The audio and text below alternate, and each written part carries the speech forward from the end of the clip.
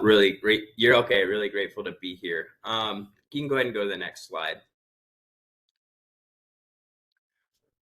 So 4D's Recovery's mission is to provide in partnership with systems, communities, and individuals a variety of recovery support services to adolescents and young adults between the ages of 14 and 35.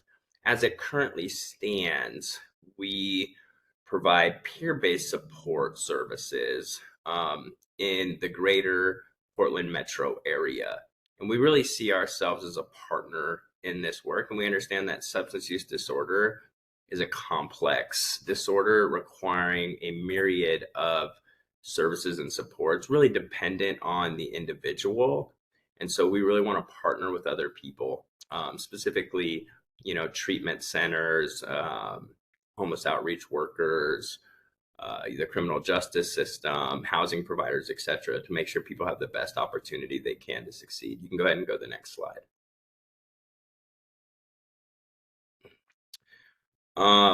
This year we launched our Washington State Initiative. I grew up in Camas, Washington, and our director of Washington State Initiative, Elton Friess, who's also on the call, she grew up in Vancouver. We also have some major donors who've been supporting our mission for a long time. One who is in recovery, named Nick Smith, who passed away this last year, and he really had encouraged us to expand out to the Vancouver area because of the need. And so we're really happy to, in some ways, be bringing our services back home. You can go to the next slide. I'm not going to go over this in its entirety, but this is just a little snapshot of our growth since the end of 2017. And we're on track this year for an annual budget of $15 million. We provide a ton of different services. Last year, we served over 1,000 individuals in our peer programs. We also are pretty involved in policy work and heavily involved in the community, serving on several different boards, including I chair the Oregon Alcohol and Drug Policy Commission, and we provide state recommendations on substance misuse disorders directly to the legislature, government agencies, and the governor's office. We can go ahead and go to the next slide. I just wanted to highlight this really quickly. This request is a part of a larger portfolio of requests that we currently have going. We feel really, really strong. We would like the CBDG grants to be looked at as a total package, but if not, we have other resources we can bring to bear. We also have some really good ongoing conversations with Peace Health, specifically a request for $425,000 to provide 2 years operation costs in Kaiser Permanente. We've also fundraised about $500,000 that we can use towards this request. Go ahead and go to the next slide. So we're calling it the Hope Center, and 100% of the funds that we're requesting today will be used for the Hope Center, and that's a recovery center. And this recovery center is going to be filled with young people in recovery who are going to be helping each other recover. It's going to be open 365 days a year. Anybody's going to be able to walk in and get support. We estimate 45% of the individuals will reside in Clark County. Historically, the people who have attended our recovery centers, about 70% of them are low income and qualify for Medicaid in Oregon. And we're going to be, increasing, hope and connection with a focus on recovery from addiction at a critical time when youth fentanyl overdose rates are increasing across the country. And at the highest rate, that would be in Oregon and Washington. This will be our 7th center that we've helped open. In the last 10 years, we've gotten really good at opening recovery centers. You can see some of the increases there: social determinants of health, abstinence time, self-sufficiency, etc. And we'll be able to ramp up quick, and we suspect that we'll be at least able to help 18 people this year after we acquire the building, do the renovations, and get up and running. I think I got 8 seconds and I'm good to go. So, any questions from anybody?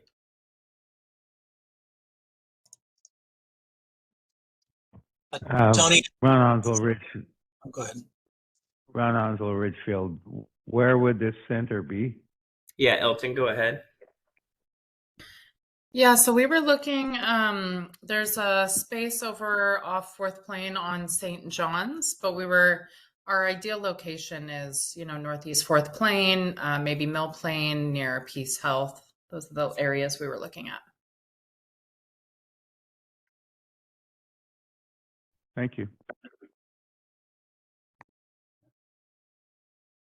I think there was another question. I think you answered it already. Thanks. This is Rebecca from staff. Your application indicated that you had a space that you were looking for on St. John's, and there was a tentative purchase and sale agreement within your application. There seems to be tenants in that building or has previously been tenants in the building. Can you tell us when the last tenants left that building? Yeah, so good question. So right now it's currently owner occupied. And we're waiting for our commercial broker to get back to us from the owner if there was to clarify whether there was previously a different tenant in that space. But at this time and for what I know currently, it's been owner occupied. Okay, so just for the board's understanding, there are very specific CDBG rules around acquisition and tenants, and it kicks in URA, which is Uniform Relocation Act requirements. If the building is looking to be purchased and the tenants were not notified before there was even consideration of purchasing, any purchase and sale agreements were passed to the owner, then the project cannot move forward because it will not meet the Uniform Relocation Act. If awarded to this project, we will absolutely work with the agency as much as we possibly can to get this project to move forward, but just want to let you know that there is a very slight possibility that we would not be able to move forward. This is also a joint project with the City of Vancouver, so we're working very closely with them on making sure all of these requirements are met. And so owner occupied, does that make a difference? Owner occupied would be fine. However, when we've done our due diligence looking at the building, there were previous tenants besides the occupant or the owner of the building. And what we don't know is when they left. If they left months before the owner was deciding to sell, then it would be fine. If the owner indicated he was going to sell the building and then the tenants left, then URA is absolutely in play, and they would be eligible for relocation assistance. And we would have to work with our HUD reps and the URA specialists, because they actually have a specialist for this act, to see if we could move forward and how we would mitigate any issues that comes with. So not that you should not fund this, but there is some considerations for this application that may come to light in the future. Great. I suspect, as I say, I suspect that I'll hear something back from our broker in the next couple of days, and then we will forward you that information promptly. Thank you very much. Any other questions from the board?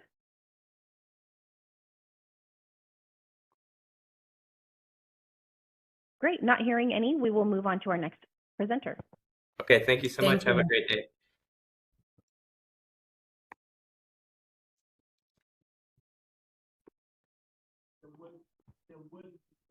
Do we have someone, call-in user 2, is that Mark? I think so. Can you guys hear me? We can, thank you. I will start your timer. Thanks. Hi, my name is Mark Hersig. I'm the Public Works Director for the City of Battleground, and I'll be presenting our project today. We made a request for our North Parkway Avenue sidewalk improvements. Next slide.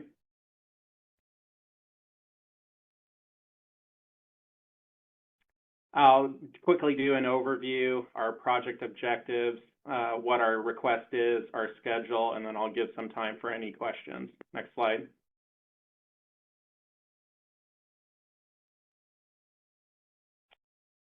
So as you can see, we're asking for a sidewalk improvement on North Parkway between 25th Street and Onsdorf. Right now, there's a couple existing subdivisions that have sidewalk. There's another new subdivision going in that will complete the sidewalk in green there. So it leaves 3 gaps to complete that sidewalk. We have some schools and parks to the south, so right now people have to walk on the side of the road to get to these amenities. And so we're trying to give people a safe place to ride and bike to avoid having to be in the middle of the street. Next slide. So like I said, our objectives are to provide safe and accessible walking and biking from and to the city's north neighborhoods, to the city's central school areas for neighborhood residents and students. Our plan is to construct approximately 1,650 feet of asphalt sidewalk, including the associated ADA ramps. Our desired outcome is students and residents not having to walk in the middle of the street. And then the project will serve low, moderate income residents and add ADA facilities. Next slide.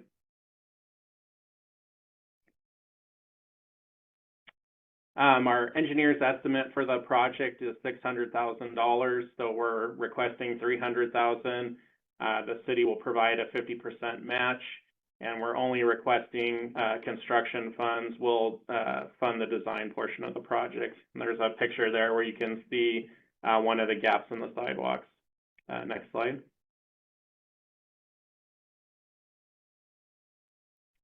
Our schedule, since city's funding design, will start right after we receive word that we're awarded by the county.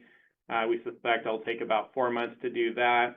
Then we'll work with the county to get the agreement done and go through the environmental review process. After the agreement's signed, it'll take a month or 2 to advertise an award, and we anticipate construction will be about 4 months. Next slide. That is all I have. I'm happy to answer any questions. I've got a couple quick ones for you. Thank you for coming, by the way. So first question would be, what is the nature behind why asphalt versus concrete like a typical sidewalk? When you get into the doing concrete, it gets into curb and gutter and some of the other improvements. And based on the length of the project, we feel like that's a little bit cost prohibitive. So we thought the asphalt was a good solution because we can work with it a little bit easier on the drainage side of things to get the project complete in a cost-efficient manner. Great. And then my next question was, what are the demographics in that area? And I know you mentioned a school, but is there any other reasons in particular why this specific location was chosen? Yeah, so we've actually been doing a pretty good job of completing some of our sidewalk gaps on the major thoroughfares. So this one is one of the last kind of remaining ones. It also is near the central and downtown area. So besides the high school and some of those central schools there, if you continue south on Parkway, you get to our downtown area. So it kind of rose to the top based on those factors. Thank you. Ron Onslow, and the question I had is, doesn't this connect some of the other CDBG projects in the past? Yeah, so if you go south of this, you get to First Street by the high school. The first phase of that was probably about 5-6 years ago. It was a CDBG project. Our current CDBG project prior to this one is the second phase of that as it heads east. So yeah, it ultimately connects to other CDBG projects. Thank you.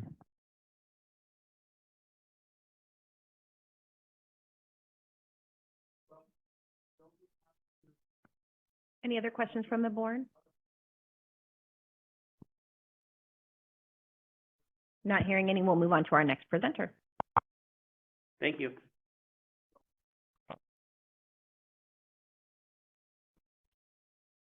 From Council for the Homeless, do we have Katie online? Yes. Yes. Great. I will start your timer. Thank you. Thank you. Council for the Homeless's mission is to prevent and end homelessness in Clark County. We do this by providing community leadership, compelling advocacy, and practical solutions. Council for the Homeless serves as the coordinated entry and access point for housing programs, and we serve families and individuals experiencing or at risk of homelessness. Strong leadership is something we are passionate about. We lead the Point in Time Count efforts, which is a nationwide effort to track trends in homelessness. Council for the Homeless collects data, which is shared in the community dashboard and other forums to help system partners, governments, and citizens better understand the resources and needs of people experiencing homelessness. We also advocate at all levels of government year-round to help bring awareness and services to our county. We provide several educational opportunities every year to help dispel myths around homelessness, and we provide outreach in the community to make these educational opportunities available to as many people as possible. We seek to provide solutions to those experiencing a housing or homelessness crisis by providing direct services through our Housing Solutions Center. We maintain and build strong partnerships with community agencies to best serve participants. Next slide, please. The Housing Solutions Center, or HSC, serves as the coordinated entry access point for the Clark County homeless system. The HSC is the location for the housing hotline, housing assessments, coordinated outreach, and diversion and prevention programs. The HSC supports the Clark County Homeless Action Plan by promoting coordinated and systemic approaches to ending homelessness while prioritizing housing for people with highest needs. It also supports the Washington Department of Commerce local requirement for operating an effective and efficient homeless crisis response system that quickly moves people into stable housing. Next slide.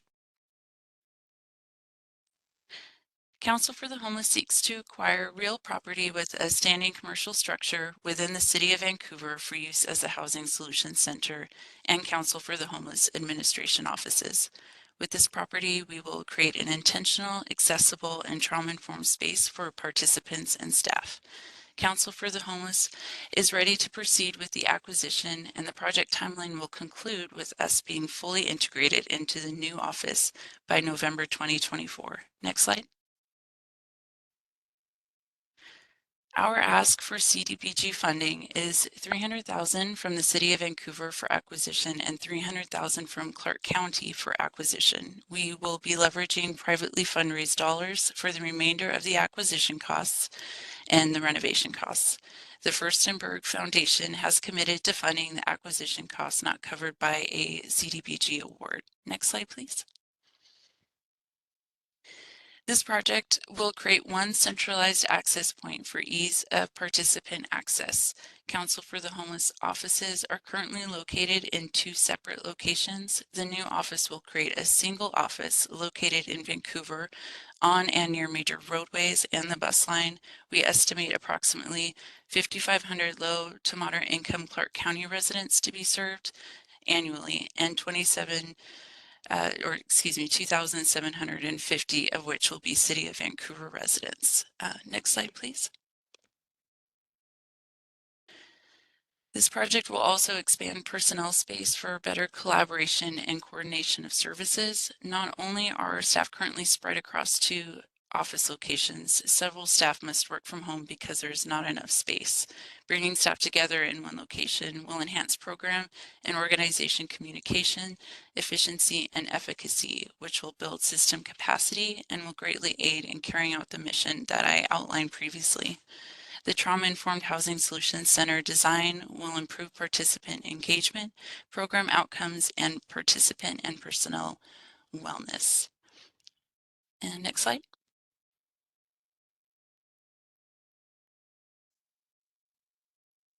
All right, that is the end of the presentation. Any questions? Ron Onslow, the two buildings that you have existing, are they owned by you and are they close together or are they separated? That's a good question. The two buildings that we're currently operating in are not owned by Council for the Homeless. We're actually renting space from other organizations, and they are not close together. The HSC is actually somewhat close to the building that we're going to be acquiring, but the administration offices are actually in Uptown Vancouver. Okay, thank you. Just, this is Glenn Young, just piggybacking onto his question. What is your intention, or are you relocating from those other two spaces, or are you retaining those for use? So we will not be retaining those two spaces. Our intention is to create acquire the new building and renovate it to get it ready for use as the Housing Solutions Center, and also to have space for our administration staff. And with that plan, we would be moving out of the current offices that we're in. We really want to have all of our staff and our offices in one space. You know, one thing that we found is that sometimes it is unclear for participants which office they need to go to seek services, and we really want to, you know, get rid of that problem and just give us one location, one place for people to go to seek services. Thank you for that. And then just one last question. And do you have I may have missed this in the presentation, but do you have a particular property identified at this point? Oh, I'm sorry. You're right. I did not specify that. We do have a particular property identified. It is, it's on 4th Plain, and it's near like 4th Plain and Andreessen. So it's in that general area. We do have the property identified, and you know, that's where we're planning to make our new home. Thank you. And then just for the board's knowledge, we have been working with them to verify they do have multiple tenants in the space, but there's vacant space for them to move in. So we will be making sure that they do meet their URA requirements for the purchase of this property, but there at this point doesn't look to be any conditions why we wouldn't be able to move forward.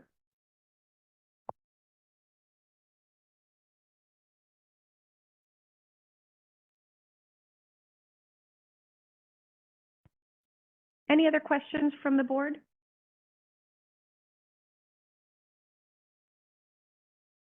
Beautiful. We are moving along nice and quickly. We will move on to the next presentation.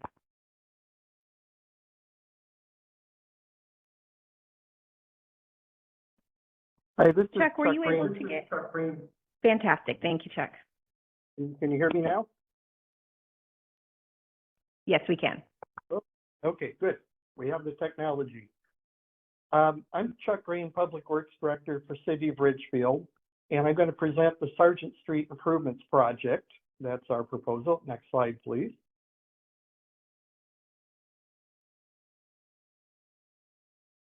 Whoop. So in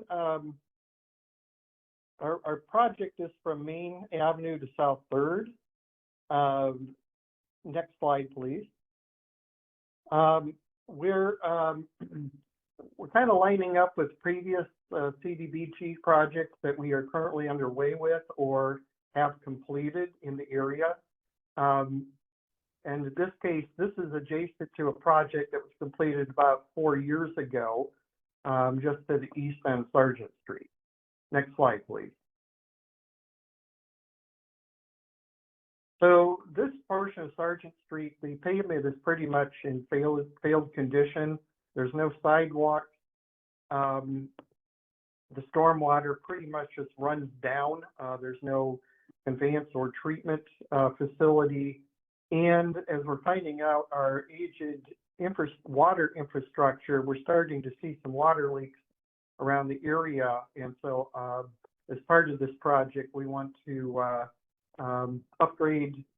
modernize and upgrade the water line that's through here to serve the residents and make sure that the residents don't get their basements flooded like we've had in a couple of recent incidents. The other part of this, as you can see in the top photo, is we have missing pieces of sidewalk along Main. This will fill that in and provide an ADA accessible path for the neighborhood up to Overlook Park. Next slide, please.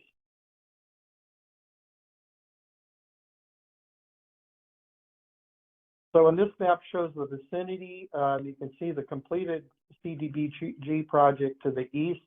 That will extend that sidewalk along Sargent, and then along the west side of Main Avenue. We'll tap into and upgrade our water line through there, as well as our stormwater facility, make sure that there is a place for stormwater to get treated and run off into the system, rather than just kind of going untreated into adjacent properties.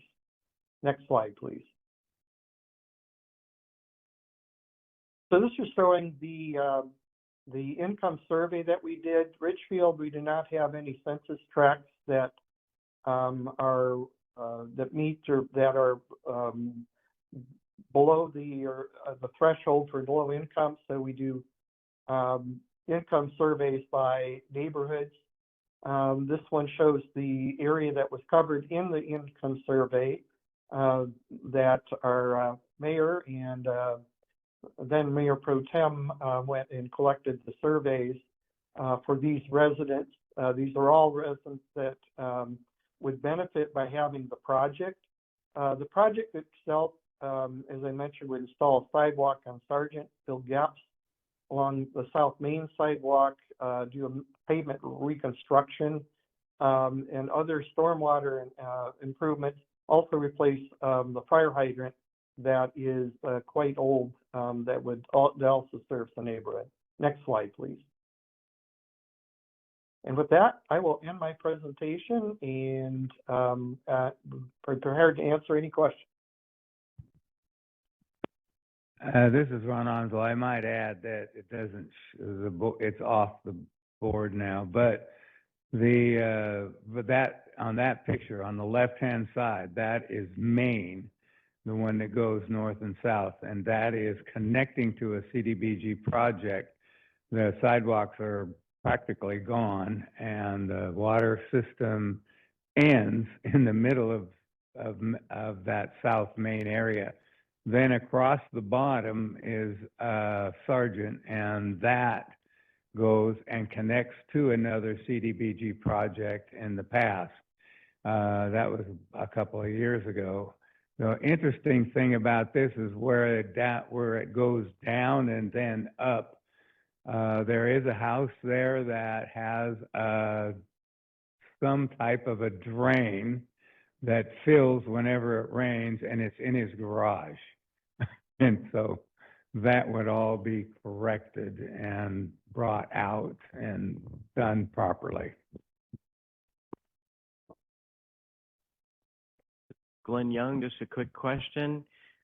So, Ron, so the street over on the left side is Main Street?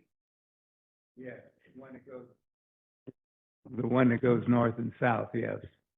The wide one right there on the No, left side. not the wide one. The narrow one is the. Okay, what is the wide one? The wide one is Sargent. That goes around the corner from South Main up to 3rd. And so Sargent, is that a really busy street? Yes, actually, because South Main is a one-way. All traffic ends up going, if they go to the park or they go to the businesses that are on South Main, then they have to exit on Sargent. Okay, and does this provide like any pedestrian access to Sargent, or is that already established? It will fix the road, the water that's in there, the water lines in these are very interesting. It isn't a block away. I was an ex-councilman said he was going to dig up his water line. Well, when he got in it, it was wooden. Wood? Wooden, yeah. And it was gone. The wood was gone, and the water was flowing through the ground, which is very hard ground. That's in the old part of town.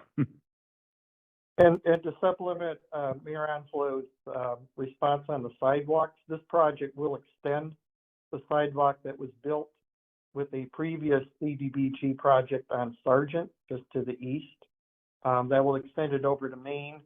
And then there are some gaps in the sidewalk on Main before you get to the previous CDBG sidewalks that will be filled in as well. So we'll have a complete system. And then just one last question. So your blue boxes there, is it the higher number, the higher income level? No, it's all the houses.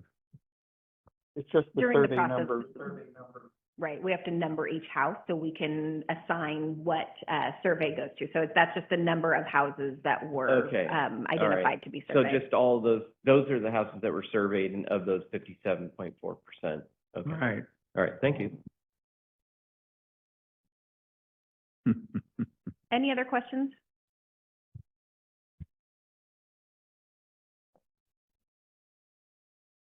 All right, we will move on to the next presentation with Evergreen Habitat for Humanity. Hi there, can you hear me? You're a little wonky. Can you try? How about now? That's better, thank you. Okay, great. I just pulled it a little closer to me. Okay. I am going to spend most of my time today talking about the request itself, but I did just want to provide a little bit of background. Evergreen Habitat for Humanity's mission is to bring people together to build homes, communities, and hope. All of our work comes from the notion that everyone in our community and around the world deserves to have a decent place to live. And we have been building housing and providing housing-based solutions in Clark County for over 30 years. Now, we are most known for our affordable homeownership program, in which we partner with low and moderate income families to build homes using a significant amount of volunteer labor and then sell those homes to families through affordable mortgages. My request that I'm going to speak about today is part of our affordable homeownership program. However, it does reflect a new delivery model for us. As we know, housing is a significant challenge in Clark County in rentals as well as in the homeownership space. Both the cost of homes and the availability make it challenging for hardworking families to be able to live at an affordable rate. Habitat also runs into our own unique challenges because the cost of raw land is so high and the availability scarce. So we have a hard time keeping up with developers to purchase land as far as just having enough buying power.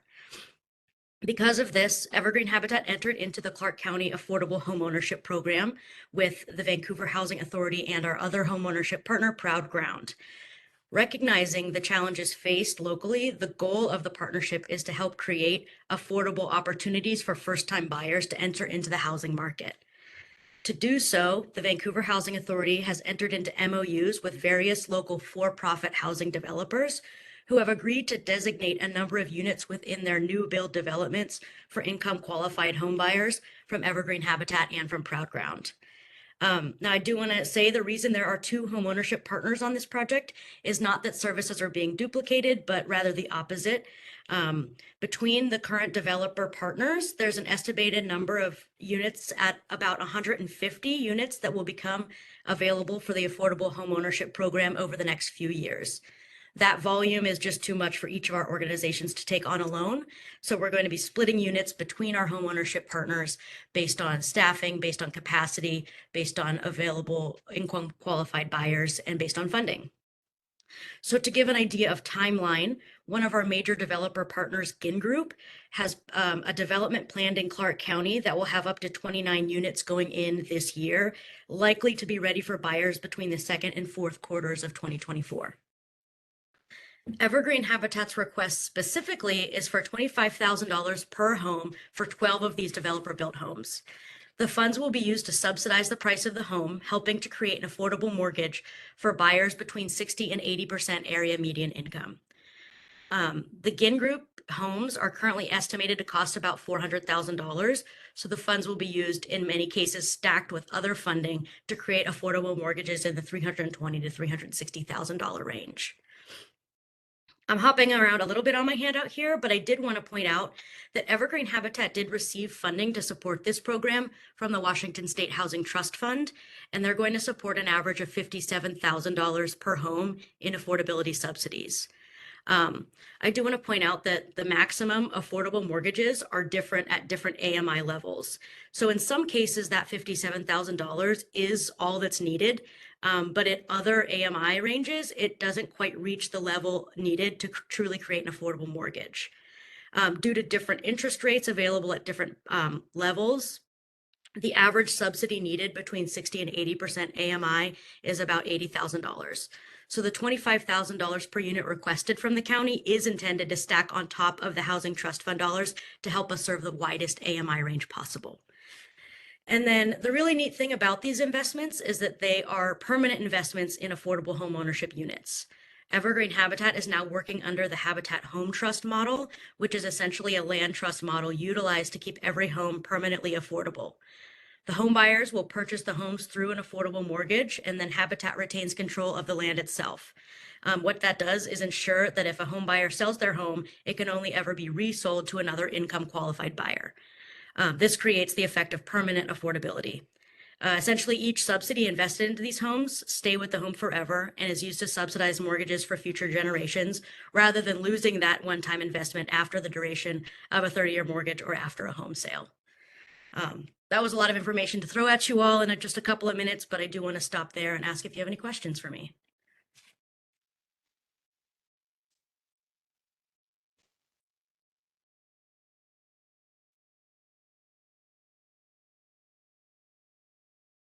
This is something that is critical for our community, and we are very quickly losing homeownership options and turning into a rental community. So I appreciate what you guys do. I do have a couple questions real quick. Yep. The first one is, how are you, what is your process in selecting who gets to be a part of your program, who you'll support? What is your process for that? Yeah, we have a really robust application process that is taken on by our homeowner services team. It's an initial application that involves going to an info session to get all of the information, not only on the homeownership program, but now this added element of permanent affordability. So making sure buyers are really understand what they're getting into as far as the land lease and the Habitat Home Trust. So it's an application process. We look through all of their financials. We pre-qualify them, and then we do have banking partners, and they are going to be going to get a third-party loan that then Habitat helps to subsidize. So we do a pre-qualification, then we send them to a handful of banking partners that they then get qualified for. Okay, so do you have a waiting list? We don't, we haven't really kept a waiting list per se in the past, because traditionally our program has taken a couple of years from when we're building homes.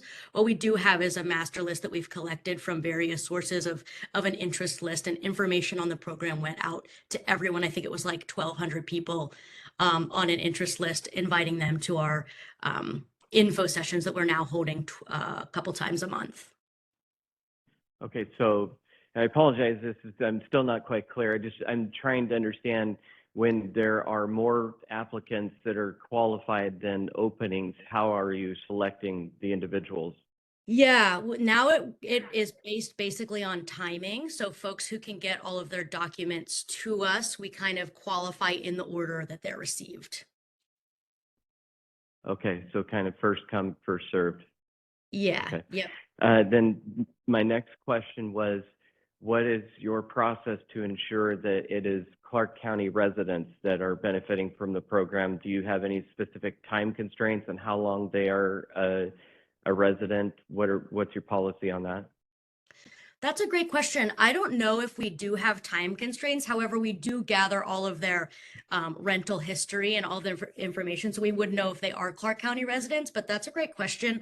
I don't know if we have time constraints on if they've had to live in the county for a certain amount of time. I'm more than happy to ask our family services team that and get back to you, but I don't know as far as time constraints. Great, thank you. I'd appreciate you getting back to us with that. Yeah, I'll do that. Thank you. Yeah, Troy McCoy, Battleground. Just a quick question. I know your projects in the past and upcoming projects, are those all in the greater Vancouver area, or do you also touch the small cities? The projects that we have going on right now are for the most part in the greater Vancouver area.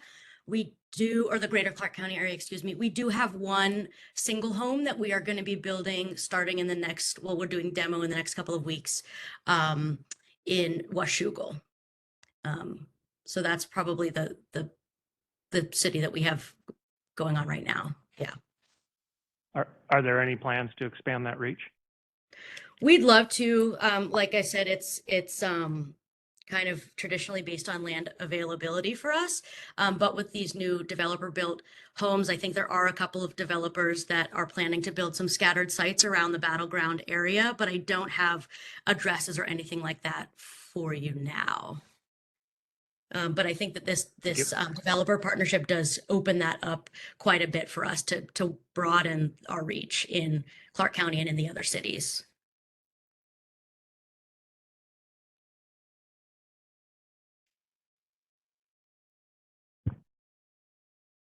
Any additional questions from the board?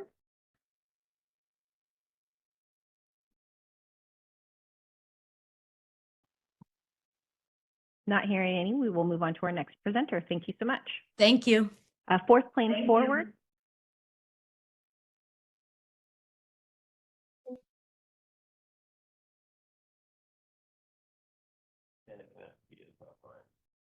Can you hear me? Can you hear me? Yes, we can hear you. Thank you.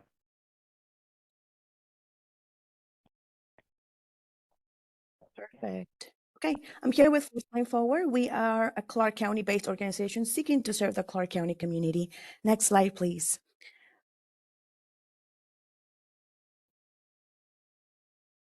My name is Miriam Valdivia Romero. I'm the program manager for these business development programs. Next slide. These are our 5 priority areas, and we will focus on community wealth building today. Next slide, please. As you may know, living below the 80% AMI can have significant implications for access to essential needs, and launching a business poses a significant challenge, as it typically requires skills development, support, and capital, among other things. Next slide, please. Which has led us to our boots on ground strategic planning for the last 6 months. We did extensive research on similar programs across the United States, outreach with local entrepreneurs and business roundtable, and a myriad of collaborations with organizations in Clark County and Oregon. We learned about their best practices, challenges, and lessons learned, and information that we included into our risk assessment and mitigation. Next slide, please. Within the last 6 months, we have been able to launch 3 programs, and these are listed right here. Our incubator had 4 Clark County applicants this year, and they've also attended, Clark County community members have attended our Business Connect workshops and reached out for technical assistance, which we refer to our vetted trusted partners. Next slide, please.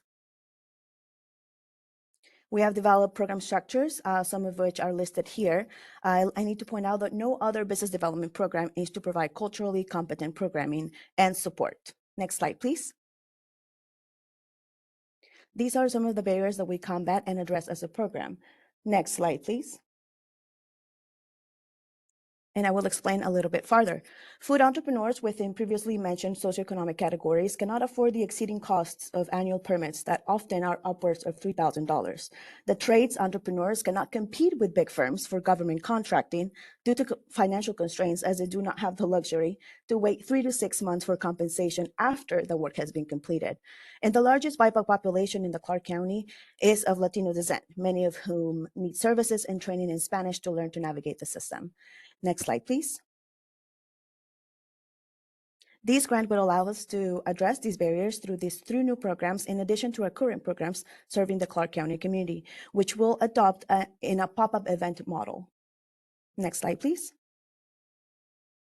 Building from the foundational work and feedback from this year's incubator, we will add a Spanish component. Up to 6 entrepreneurs will receive tailored business advising and coaching, hands-on training, obtain food permits, and have access to the commissary kitchen. They will receive $3,000 in business grants at the end. The goal of the program is to guide each participant to launch their business with stability. Next slide, please. For our trades IDA with financial wellness, up to 5 entrepreneurs will save $84 per month during 6 months. They will receive financial wellness classes, coaching, business advising, and coaching. They'll be able to build credit and will receive $4,000 in business grants. Entrepreneurs will have built the habits that will equip them to make sound financial decisions for their business. They'll be able to access a line of credit for contracting opportunities, allowing their business to grow. Next slide, please. Our Spanish GED with Business Connect. As of today, we have identified 10 participants that are interested in enrolling in the Spanish GED. This will help childcare businesses to be able to pursue their entrepreneurship journey. After the program, participants will be equipped to pass the GED exams, thus completing this requirement for the childcare license. Next slide, please. The program outcomes, aside from any items that a business should have, such as business plan, business registration, license, food permits, if applicable, EIN and business bank account, they'll be able to have the marketing skills they need, develop their brand, they'll have time management skills, they'll be financially empowered, they'll expand their network, and they'll be confident leaders for their business. Thank you. Next slide.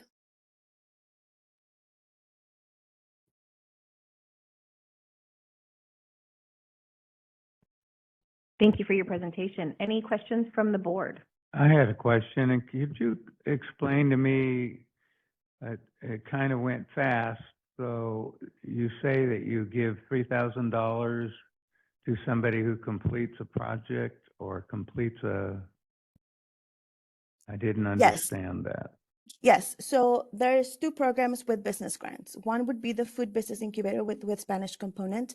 The Business Incubator is a 7-month program in which we handhold the entrepreneur through the journey of launching their business, providing all the training, the tools, and the hands-on training that they would need to launch their business. And at the end, at completion of the program, which means that we'll have their business plan, their registration, their food permits, and the skills that they need to run their business, they will graduate with $3,000 in grants. Now, for the business development, the IDA program, it's a 6-month program. It's more tailored to building financial habits and at the same time providing the business coaching and advising that they would need to build, to grow their business. So they will be able to build their credit as well during this 6-month program while they're saving exclusively for their business. So no commingling money with their personal income. And at the end of this program, they will receive $4,000 to invest in their business in a form of a business grant. Thank you. Yes, this is Glenn Young. Just a couple questions. I appreciate you being here today, and I can't remember what event it was that I attended not too long ago, and Paul was generous enough to give me a tour of the Fourth Plain Commons down there, and I saw the kitchen where I believe this incubator program would take place to some degree. It's very interesting. I appreciated that insight. Couple questions that I do have is similar along the same lines of the questions I've had before. Do you have any like residency requirements or anything? How are you selecting these individuals? Assume that there are more people that apply for your program than there are resources available. How are you prioritizing those? Well, the first line, the first filter line would be that 80% AMI, of course, under CDBG programs. Then we would go under residency. So we would verify where their address is, their jurisdiction, and then we have a needs assessment, whether their network, whether they own a property already. Like if they didn't own a property, if they were a renter, they would get a one point more than a person that would own property. And like if, for example, if they were a veteran, if they were a single parent, so there is a needs assessment. There's a point system per se that we will give priority to an entrepreneur based on their needs, based on the lack of resources that they've had as well. Okay, and then do they have to reside or plan to open a business or something of that nature within the Fourth Plain Forward area? No. Okay, no. and then just, do they have to be a resident of Clark County? For CDBG under Clark County, absolutely. They will have to reside in Clark County and outside of the city of Vancouver limits. Okay, great, thank you. Thank you.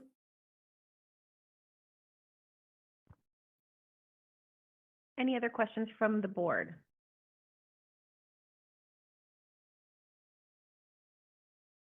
Not hearing any. Thank you very much, Miriam. We'll move on to our next presentation from the Greater Vancouver Chamber. Do we have Janet on the line? I am here. All right, thank you. I'll start your timer. Perfect. Thank you. Good morning, everyone. My name is Janet Konevsky, Vice President of the Greater Vancouver Chamber. And the Chamber's been providing business services since the late 1890s, 1890 exactly, actually, in partnership with our area municipalities and business associations. We're able to provide business resources and able to grow and sustain the business community here in the region. Next slide. Actually, next couple of slides, you can do that. Going through, one of the things that we did was to bolster the community through the pandemic and after the pandemic was launching a business pod program, which is a consulting program for small businesses throughout the region in order to overcome some of the adverse effects of the pandemic. But it really is an extension of a program that we've been offering in the region for quite some time, one that's needed. Both of those companies that are disadvantaged by the pandemic, that was highlighted, but really those companies that line our main streets and are out in the business community that really needed help even prior to the pandemic, but really saw the great results of lack of some business expertise that were highlighted throughout the closures of the pandemic. Next slide.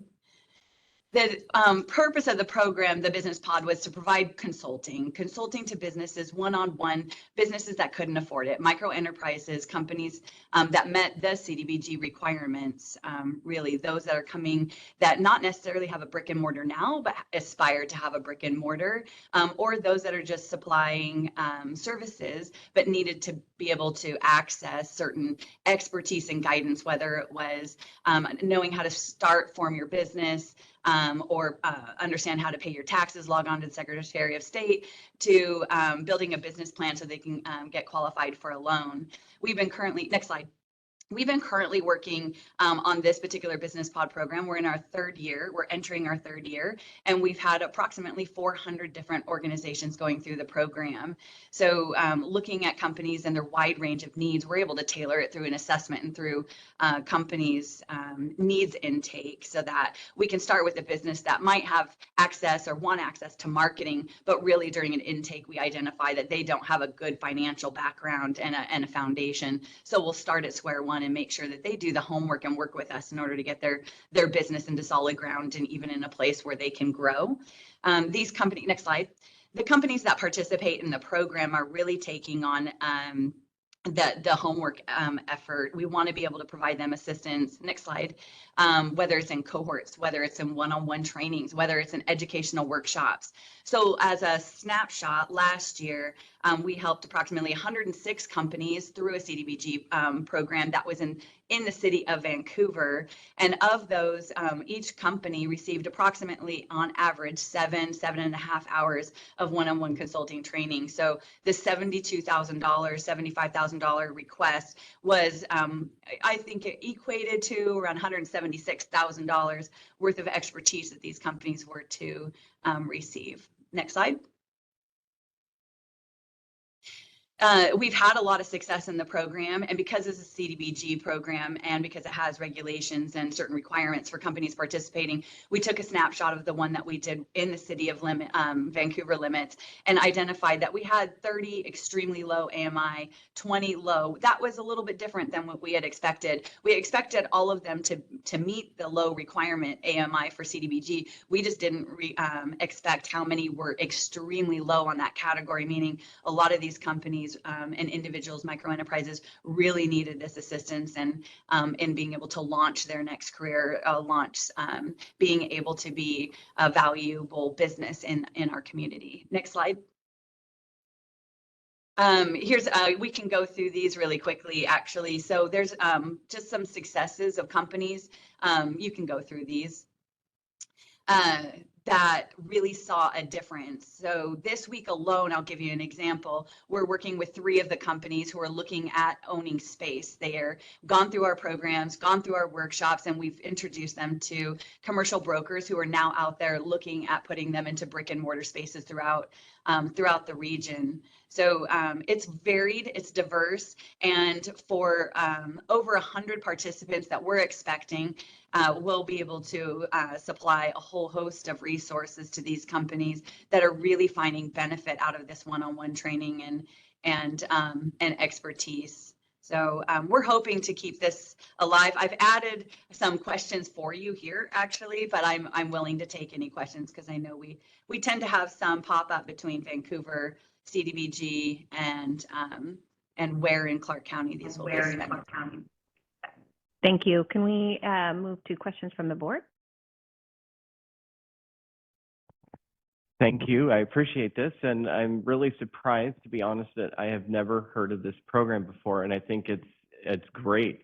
I know myself, I started a business when I was young, and I didn't have any mentors, and I fell flat on my face many times. So a program like this would have been really helpful.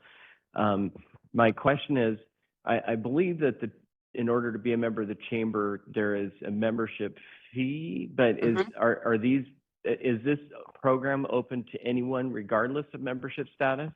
Yeah, that's a good question. So the chamber opened up most of our programming to non-members, just as a side note, and that started during the pandemic and maintains. So all 395 companies that have gone through this program already, none of them are members.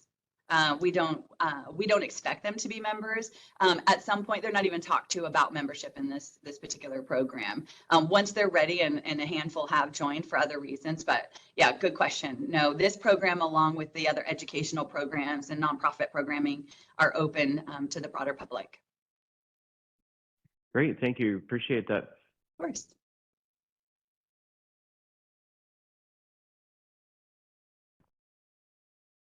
Any other board members with questions? Thank you, Janet. We will move on to our next presentation. Thank you. Have a good day. Is Nicole available for the Hispanic Metropolitan Chamber? Yes, here I am. Good morning. I'll start your timer. Thank you.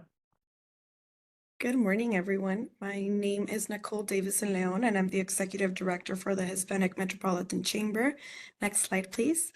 The Chamber has been around since 1994, and we are a nonprofit 501c3, really with the dedication and the opportunity to expand our programs and invest into residents in Oregon and Southwest Washington. HMC has provided free technical assistance, networking sessions, workshops for small businesses, leadership development, and education for Latino professionals throughout our years. Next slide, please. I won't go through each of these programs, but the one that I'm here to talk to you all today about is our Small Business Development Program. Next slide, please. We know that since the pandemic, our businesses have not recovered. So next slide, please. We have, I have a chart here to show you since 2020, some of the work that the Chamber has been doing. We have seen over 423 residents in the state of Washington.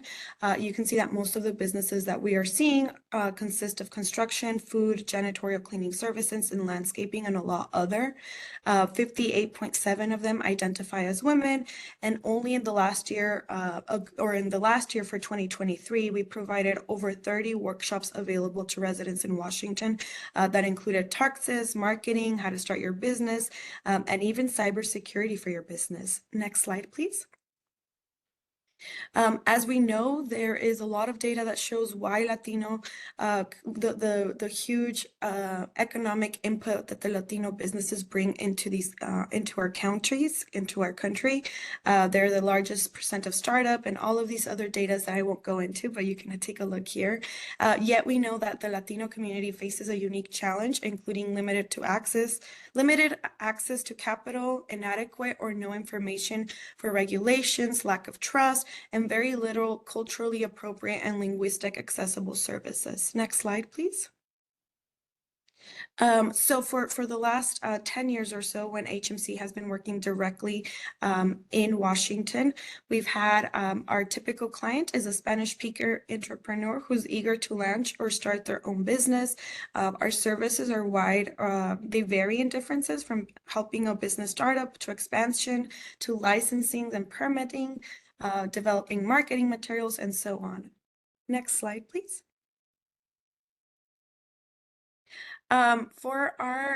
And that slide seems to be a little bit off than mine, but for this year, we have one of our proposals for this specific program is our Micro Enterprise IDA program, which is a 6-month program with a 5-to-1 match. It is not $12,000. It is a total of $3,600 that the individual would graduate with. So our proposal here today is we will be assisting and supporting on a technical assistance 35 clients.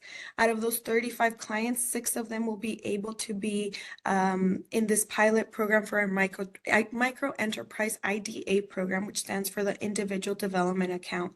The individual will save up to $600 for a period of 6 to 8 months, and then we would match them to a 5-to-1 program. This is one of the programs that we are pitching for you all this morning. We've had a similar program in the Oregon side, and it's been a very successful program. I put here one of the books. It's called Beachy. This individual in the Oregon side launched an IDA program with us and just currently launched her own Spanish book for kids on Amazon. This as access to asset and building not only gives the individuals this grant proponent to it, but it also has this 8-hour of asset training in additional to 6-hour of financial literacy training to really serve the individual in a holistic view. Next slide, please. For our technical assistance and our one-on-one, we also support businesses. So here's a client success of the Alcon Insulation LLC. Yaremi, who's in this call, she's a business advisor. She has helped this individual with licensing assistant, developing on marketing material, growth and expansion, and this individual has attended multiple of our workshops, including our last year's event that we held at the end of the year with over 70 businesses, all Latino small businesses. And this individual himself, when we passed the mic to him, he said, "Sorry, I'm so nervous. I've never been in a room where I get the mic handed on to me." So this is just a story I shared to you to let you know what the work of the chamber is. We're not just culturally specific, but we understand the work and the clients that we serve. I think I'm out of time. Thank you. Any questions from the board? I may have missed it, but what is IDA? What does that stand for? The IDA is called the Individual Development Account. It's a program that's nationally known for specifically in Washington and in Clark County. There is no such thing as an IDA program. There was an organization previously who no longer serves Clark County that had somewhat of an IDA program, but it's the Individual Development Account with the idea that an individual is saving money, and then there's that match component to it. Ours is specifically going to be tailored to micro enterprises. Great, thank you. And as I said before, I mean, all these programs that are helping people to set up their own business, I have nothing but good things to say about them. Appreciate it. Thank you. Any other questions from the board?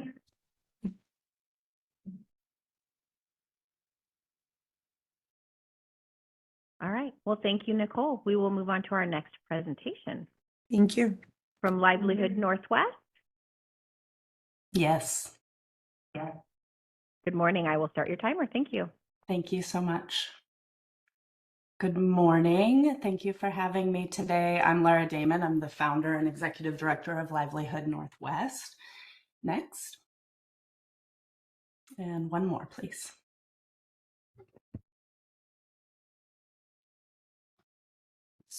Excuse me. The screen has stopped. Annually, Livelihood Northwest supports over 500 entrepreneurs. 95% of those are low to moderate income. 74% are BIPOC owned and 70% are women owned. We provide our in-depth business development support services in both English and Spanish. And in the past year alone, we've supported over 200 entrepreneurs across 16 other counties outside of Multnomah County, throughout Oregon and Southwest Washington, including Vancouver, Kelso, Camas, and other surrounding areas. Next.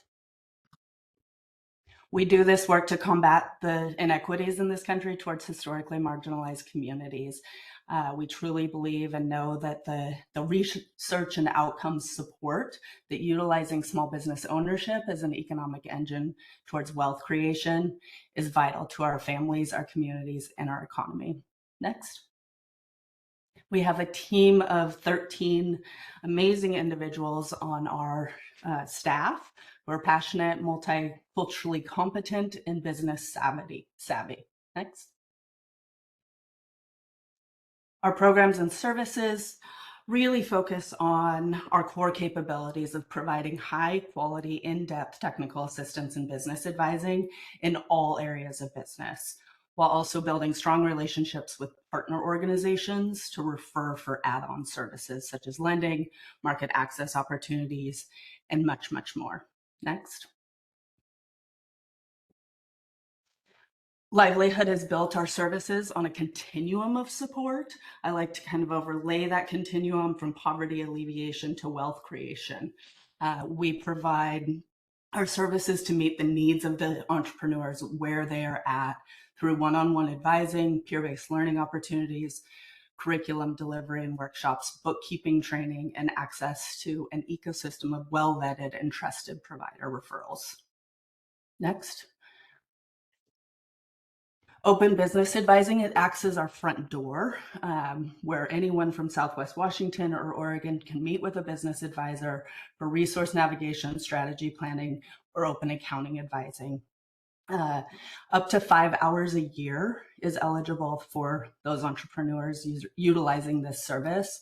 And this service is currently being offered and funded to businesses throughout the state of Oregon and Southwest Washington, including those in Clark County. Next. Our long-term support programs is really the core of our service model. All long-term programs include 1 year of business support, one-on-one advising tailored to the entrepreneurs. This is also where our proposal with Clark County is emphasizing the investment into providing in-depth, high-quality business support to businesses through these established programs that Livelihood Northwest offers. Next. In addition to the other long-term support programs, from the previous slide, we offer bookkeeping support services. This is our most favorite or least favorite service from our entrepreneurs, in which we're providing businesses with an assessment of their bookkeeping needs, educate them on the importance of financial record keeping, and then offer them support and set up training and file reviews. Workshops are supplemental to much of the work that we do, and I'm going to have you skip ahead a few slides. Next, next, next, and next. Thank you. So today we're seeking $116,000 in CDBG funding from Clark County to enroll 20 eligible entrepreneurs into our long-term support programs.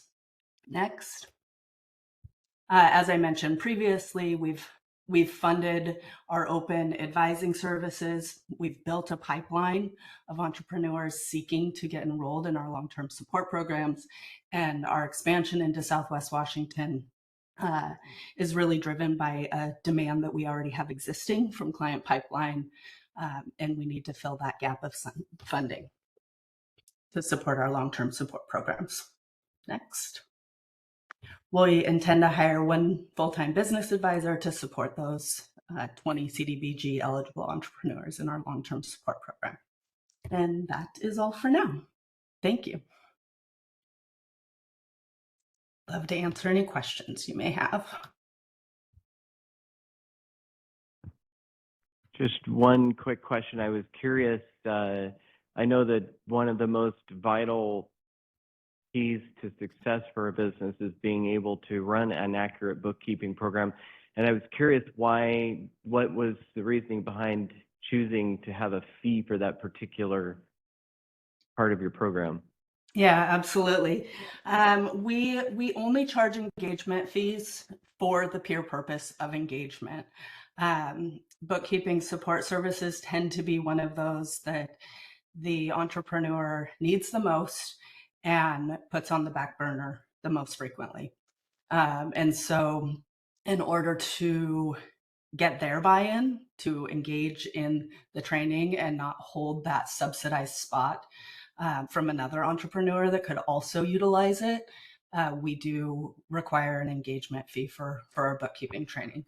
We offer it on a sliding scale, so the maximum fee is $100. Any business owner who needs that services tells us that the fee is a barrier. We will work on getting a subsidy for that fee. So giving them that step to say, I need this, I want this, and the fee is a barrier, we will reduce that based on their income or other barriers.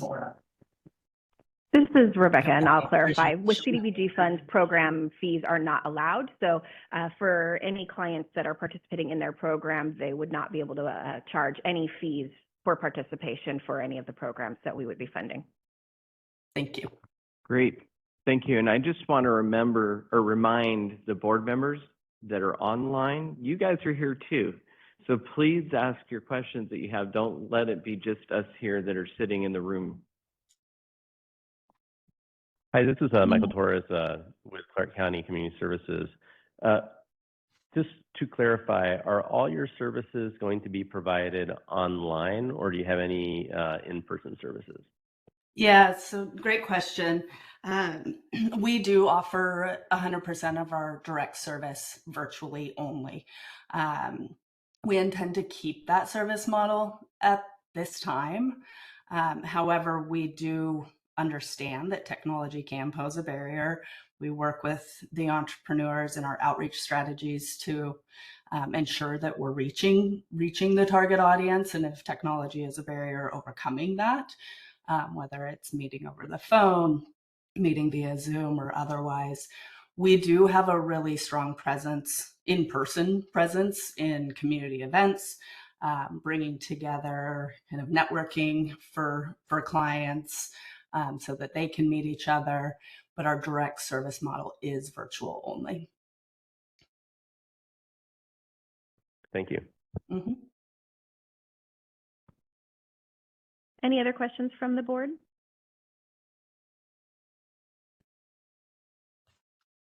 Thank you for having me. Not hearing any. Thank you so much. We will move on to our next presentation from Micro Enterprises Services of Oregon. Good And it morning. looks like we have someone. I will start your timer. Thank you.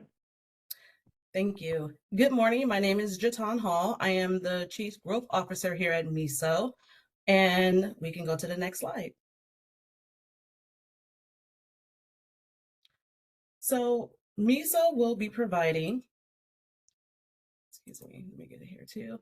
So our technical assistance, access to capital, business planning, brand and marketing, market research, classes and workshops, networking, personal development opportunities, industry and culturally specific cohorts, local resources, referrals, and partnerships, MISO Makers Market, and vendor management. These are the things that we currently already offer. Next slide. With our business advising and technical assistance, we focus on strategic planning and collaboration with each business owner, creating a healthy relationship where support services can be offered in an integrated manner. Each entrepreneur is assigned a business advisor and receives tailored one-on-one support. Again, these are some of the services that we'll be offering. Next slide. How we do what we do. Each client gets a customized service. Each business develops and grows in its own unique way. Provide client-centric support and resources. Delivery methods are both dynamic and customized. And by limiting our caseloads, we have greater access, involvement, and interactions with our clients. And this is kind of a cycle of how we do what we do. We're going to listen and do assessments. We're going to take action, review, and adjust as needed, knowing that each business is going to be totally separate and different. Even though it might be the same industry, they may not do things the same way. And so we want to make sure that our services are customized to the individual that we're serving. Next slide. In Clark County, with this funding source, MISO will provide technical assistance to empower LMI entrepreneurs to start and grow micro businesses. That's going to be 45 businesses directly that we'll be able to serve who are low to moderate income. We'll also be servicing BIPOC, women, and other historically underrepresented businesses.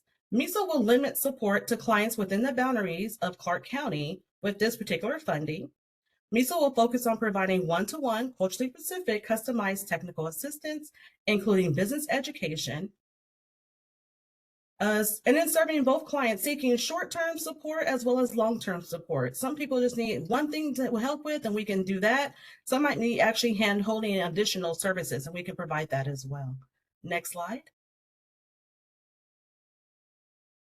How will we reach our goal? I'm so glad you asked. We'll conduct targeted, equitable, and inclusive outreach in Clark County. We'll hold 2 community outreach networking events for Clark County micro entrepreneurs and micro businesses, utilizing social media, government partners, places of worship, community-based organizations, and other nonprofits to promote our program and services. We'll provide ongoing access in-person and virtual classes and workshops through MISO's business education program. MISO also has an established presence in Clark County with the increase in demand for micro entrepreneurs seeking support. We will offer a full range of services and programs, both in English and Spanish. And as we all know that Mercy Corps Northwest will be ending in this upcoming June, we have actually worked with them and partnered, and we're taking over their loan portfolio, some of their programs, and we're even going to bring some of their employees over to MISO to continue this work. Next slide.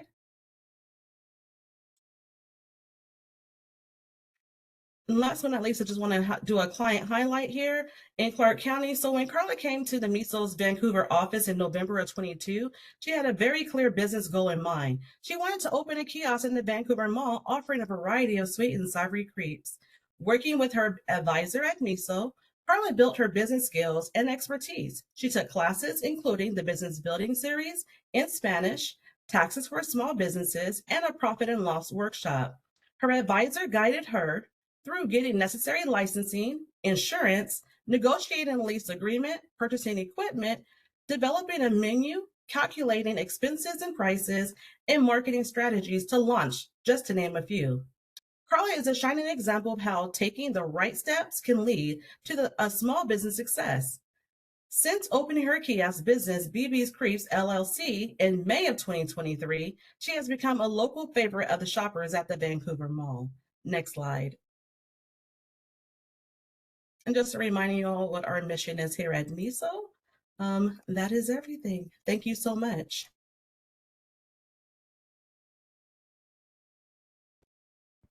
Thank you. Are there any questions from the board?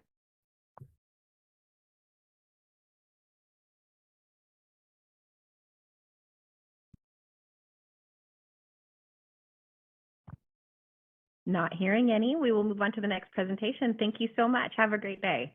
Thanks, you too. Thanks, you too. And now we're on to Proud Ground. Katie, are you available? I am available. Good morning. Good morning. I'll start your timer. Okay, thank you. So my name is Katie. I'm the Associate Director at Proud Ground. Next slide, please. Proud Ground is a community land trust, and we serve we are one of the largest in the Pacific Northwest. We've, since 1999, served 625 homeowners in the region, and in our model of homeownership, our homeowners receive a reduced price on the purchase of their home, and they agree that if they sell in the future, they pass on an affordable price to another lower moderate income family. Next slide. And the community land trust model was born actually out of the civil rights movement to really put ownership of land back into the community's hands. And so in a community land trust model, homeowners own the house with the traditional mortgage, and the community land trust retains ownership of the land under the home and leases it to the homeowner in a 99-year renewable lease. This allows the organization to ensure that when the home sells in the future, it will serve another lower moderate income home buyer. And with the funding that we are asking for in Clark County, we would hold virtual and in-person information sessions to educate folks about our program.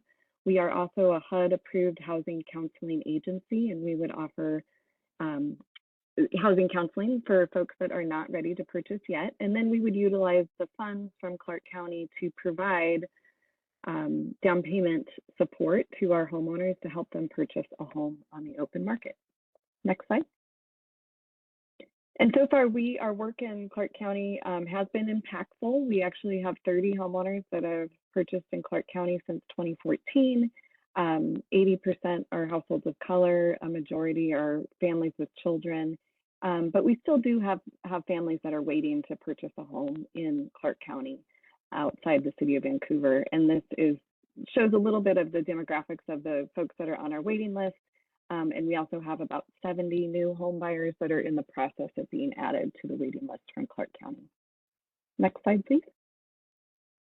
And as many of you know, the price of a home in Clark County still remains unaffordable for many working families. And so you can see the median sales price of a home in Clark County compared to the median price that our home buyers are paying for their affordable homes. And then these examples are actual homeowners that have purchased homes in Clark County through the program.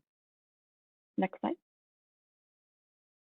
I shared this last year as well. We are seeing that our model of the community land trust is working in Clark County. We were able to facilitate two, maybe three actually now, resales of homes that were already brought into the program, and we were able to serve low and moderate income home buyers with those homes without any additional support needed or money needed to make those homes affordable. And we estimate that on average, each of the homes that's brought into our program will serve a minimum of at least 4 households over time. Next slide, please. So the request that we have submitted would be for $300,000. We can utilize home or CDBG funding, and that would serve 4 new home buyers. We would layer the money from Clark County with other funding support. We do have committed awards from Washington Housing Trust Fund, and we also utilize other federal funds, SHOP funds for these purchases. And then our families would also contribute through their mortgage, their first mortgage that's affordable to them, and their own personal down payment. And together, those funds would help them purchase a home in Clark County outside the city of Vancouver. Next slide. So we are also, one of the biggest challenges actually we faced in doing our program in Clark County over the last few years is identifying actual affordable homes for our families to purchase.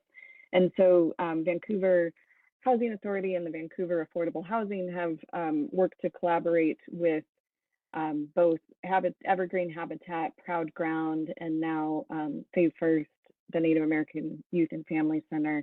And most recently, the African American Alliance for Homeownership has expressed interest as well. And this has brought together basically the Clark County Affordable Homeownership Program. And through this program, we are doing collaborative outreach. We're providing access to down payment or affordable homes through the program, and then access to education and counseling as well. And through this partnership, the Vancouver Affordable Housing has actually secured up to about 150 homes in the pipeline with private developers to make homes affordable to families through either our program or the programs that are listed in the collaborative. So with that, I will open it up for questions. Yeah, Troy McCoy here. Just a quick question. You said you're doing 4 homes. Are you just limiting that to Clark County, or are you also touching the small cities of Clark County? Good question. So the 4 homes that we're proposing would be Clark County outside the city of Vancouver. So it definitely depends on the location of some of those homes that we've secured as to where they might be. But I think the collaborative is open to if there's developments in other cities that might qualify, we could look at that to see if we could make those available to our home buyers. Historically, have you had any in the small cities, and have you done any outreach in the small cities? Yeah, so we have held, we pretty much every year, at least once a year, we're holding information sessions in Battleground, I believe at the Battleground Library. That's one that I know we've also done in-person information sessions in Ridgefield over the years. I don't know if we've done that since the pandemic. And then I know as far as the homes that we've been able to acquire in Clark County, there's, I believe, 2 that are in Washougal. And the majority of them, as you can imagine, are actually, you know, like the city of Vancouver, not in the city of Vancouver, but have Vancouver addresses. So we're eager to get other homes into the program. Actually, we might have one in Battleground now that I think of it. I'd have to look that up. Thank you. Mm-hmm. This is Glenn Young again. Just a couple of questions, and I believe I asked you this last year. I mean, they're the same questions that I asked Habitat earlier today, and that is essentially, and I apologize, I can't remember what those answers were last year if you gave them, but essentially, you know, how are you operating your waiting list and how are you selecting? Is it a first come, first served? Good question. Yeah, so we are, when we first offer new opportunities, we offer them first to our waiting list. And in order to get on our waiting list, we've actually lowered that barrier this year through a new application process. Families just have to go in and fill out a screening form. And the screening form is looking for certain criteria. If they pass that, then they are, that date that they completed their screening form is the date they are given priority. So when we have new opportunities available, we would release them to our list. Families have about 2.5 weeks to send in updated pay stubs, get their loan pre-qualification letter in, and then if we have more than one household for the same home, we would actually prioritize households with children or households with 3 or more, and then after that, it would be by date of that intake form. And if we don't get any eligible buyers during that time period, it would be a first come, first served. Gotcha. Okay, thank you for that. And then the second question is, what is your process and any specific residency requirements in terms of time of being a resident of the county that you might have? Yeah, so our program does not have any residency requirements. I think you did ask this last year, and I looked it up again before we came in, but so we don't have residency requirements, but so far 88% of our families that have purchased in Clark County were residents of the county prior to their purchase.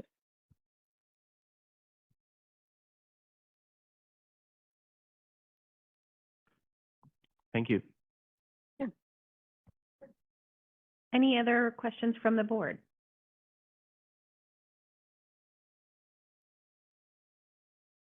Not hearing any. Thank you, Katie. We'll move on to our next presentation from the Vancouver Farmers Market Association. This is our last presentation before we take a short break. And I believe we have Stephanie online. Yep, I'm here. Fantastic. I'll start your timer. All right. Thanks everyone for having me this morning. My name is Stephanie Clark, and I'm the Director of Partnerships and Programs at the Vancouver Farmers Market. You can go ahead to the next slide. I just wanted to take a moment to provide some background on the impacts of the Vancouver Farmers Market. Our year-round flagship market in downtown Vancouver serves over 270 small businesses, and we welcome nearly 500,000 shoppers each year. In 2023, 360 jobs were created or supported. Small businesses reported more than $8 million in revenue, and we had a total economic impact of $13 million. The market is a vibrant public gathering space where both our community and local economy thrives. Additionally, the market organically fits the role of a business incubator, and we provide opportunities for small businesses to access large customer bases at a relatively low overhead cost. The VFM is a safe place for small businesses to test ideas with real customers, network and share knowledge with peers, build business relationships, and scale up their operation. In my 8 years at this organization, I've seen countless examples of businesses launching at the farmers market and leveraging what they have learned here to grow and expand. Next slide. Now moving into our community development block grant application. The Microenterprise Development Initiative is essentially a small grant program. Recognizing the transformative potential of relatively small amounts of money, this initiative emphasizes the significance of small grants in enabling businesses to acquire essential equipment or services to help their business grow. Farmers market businesses have actively expressed their need for flexible funding. Whether it's a farmer seeking a lettuce washer to double production of salad greens or an artisan investing in a branding and packaging refresh, these targeted but flexible funds unlock substantial potential and remove financial barriers. Emphasizing the importance of autonomy, this initiative places its focus on allowing businesses to shape the grant process based on their greatest needs. By prioritizing business owners from historically marginalized groups such as women, BIPOC, veterans, immigrants, LGBTQ+, and people with disabilities in this application process, we can ensure equitable outcomes. The primary goal of this initiative is to enhance the viability and success of county-based farmers market microenterprises. This will be achieved through the increase in the number of jobs created or retained and microenterprises experiencing increased revenue. Next slide, please. Businesses will be eligible for the small grant program if they have 5 employees or less, a business license with a Clark County address outside of the city of Vancouver, a household yearly income of 80% area median income, and priority will be given to historically marginalized groups. Next slide.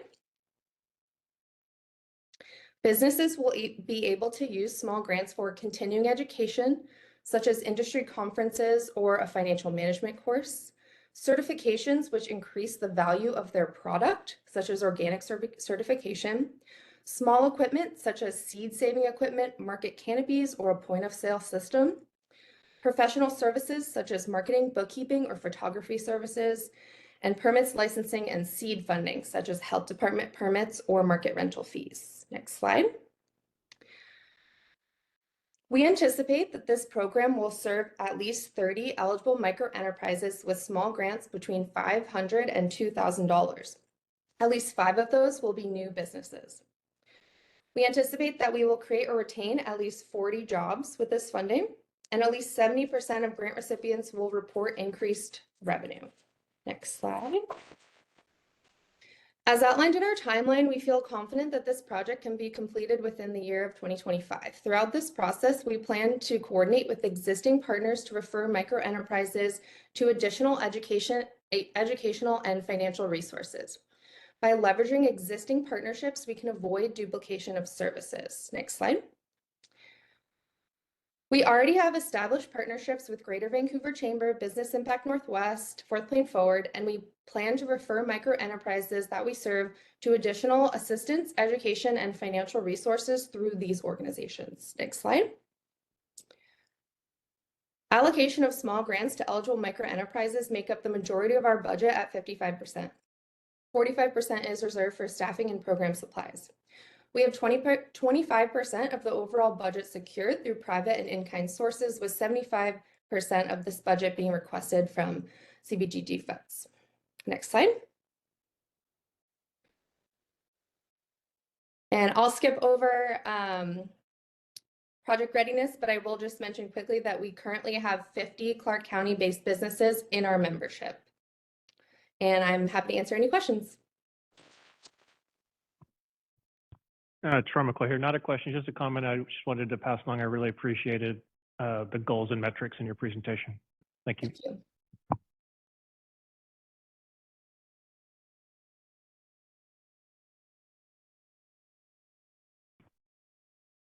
Any other questions from the board? Fantastic. Thank you so much, Stephanie. Thank you. And with that, we will move into a break for 10 minutes. We are moving a little bit faster in our time. So we will go ahead and take 10 minutes, and we will be back by 10:22. Thank you so much.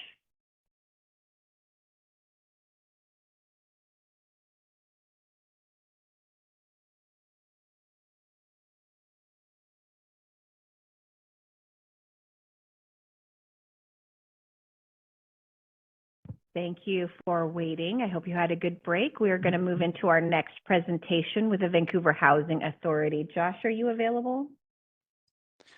Yeah, I'm here. Thank you. I will start your timer. Thank you. Hi, everyone. I'm Josh Hollinger, the Development Manager with the Vancouver Housing Authority, here today to present our Weaver Creek Commons project. Next slide, please.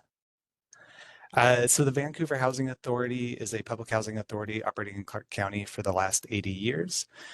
We provide subsidized housing and services with an outcome of promoting housing stability. So we do this through, in part, new development projects like our Weaver Creek Commons project. Next slide, please. So a little background on this project.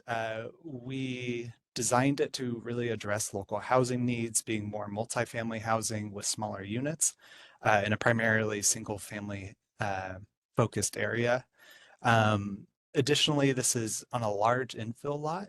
It's just located 3 blocks from the downtown corridor. And then we've done some work with local community-based organizations, Peace Northwest and the Battleground Education Foundation, to eventually refer their clients to the property. Next slide, please. So the project itself is a 4-story elevator operated property. It will provide 100 units, primarily with a focus on studios and 1-bedrooms, again, to address the need for smaller multifamily housing in the area. The units will all be income restricted to households earning 60% of the area median income. Additionally, 12 of the units will be set aside for households with intellectual and developmental disabilities, and 20 of the units for households that are exiting homelessness. Next slide, please. So the programming of the building, there's quite a few outdoor and indoor community spaces, including a very large community room, indoor bicycle parking, large patio space, walking trail, a dog park, a small playground, a dog wash station inside the building. Additionally, we are planning to have a rooftop PV solar system to help reduce operational costs, as well as on-site EV charging stations for electric vehicles. And then lastly, we'll also have on-site staff there 5 days a week. Next slide, please. So today we are requesting $300,000 in home funds. This will be in addition to roughly $920,000 that was previously committed. And these funds are very critical to addressing the gap for this project and ensuring that it can pencil. As you can see also from the slide, VHA is very dedicated to making sure this project happens and has put in our own sponsor loan into the capital stack. But again, every dollar we can kind of save within that sponsor loan is something else that we can commit to furthering our mission elsewhere as well. Next slide, please. So after today, we're planning to start the financial closing process in the fall of this year. We have secured largely, at that point, we have secured all of our funding. We have already hit the marks of securing Housing Trust Fund with Commerce, which was a large part of our financing capital stack. We're anticipating construction beginning in the March of next year, with a 15-month construction period taking the building into the fall of 2026 to be placed into service. Next slide. And just to summarize again, the project outcomes we're anticipating, we see Weaver Creek Commons as addressing the needs of the local community while also reflecting their values. The project will introduce new units for Clark County's intellectual and developmental disabled community. And then the project's central location will introduce roughly 150 new residents to the area, just 3 blocks from the downtown corridor. So we're also anticipating impacts in the local economy. Next slide. Any questions? Thank you.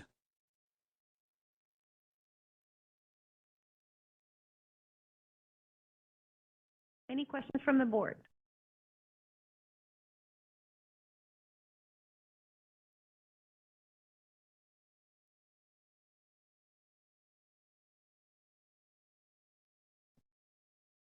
All right, not hearing any, we will move on. Thank you so much, Josh.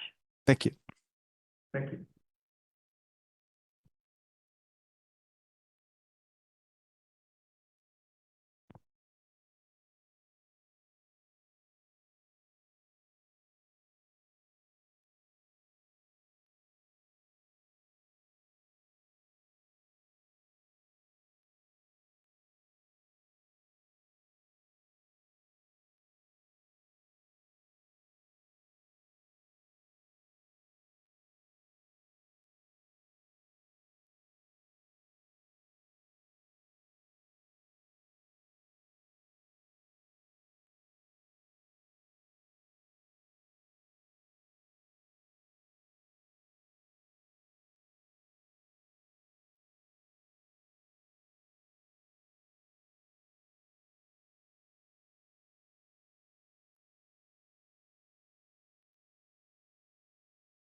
Rebecca, I think you're muted. So that everyone in the room got to hear everything greatly, and now I'm going to do it again.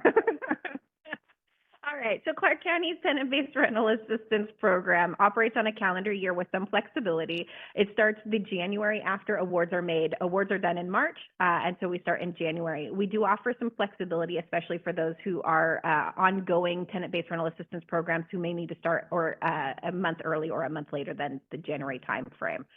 We use a rapid rehousing program model, which is a best practice for rate of success. It is cost effective, and it aligns with the Washington State Strategic Plan to End Homelessness. The rapid rehousing model provides rent assistance and supportive services. Home funds are used for rent and deposit assistance, while CDBG funds are provided for housing, case management, and support services. Rapid rehousing model through the tenant-based rental assistance program for HUD requirement allows up to 24 months of assistance. A traditional rapid rehousing program does not have a timeline, but the TBRA program does. It's a little bit older of a program. That's it's a HUD requirement. It is a so HUD requirement. We cannot change that. There is a little bit of flexibility, but not much. So typically it runs on a 24-month program. Or, Okay. but 'Cause that'd be interesting to me. I'd be interested in a case study of what happens to people after 24 months.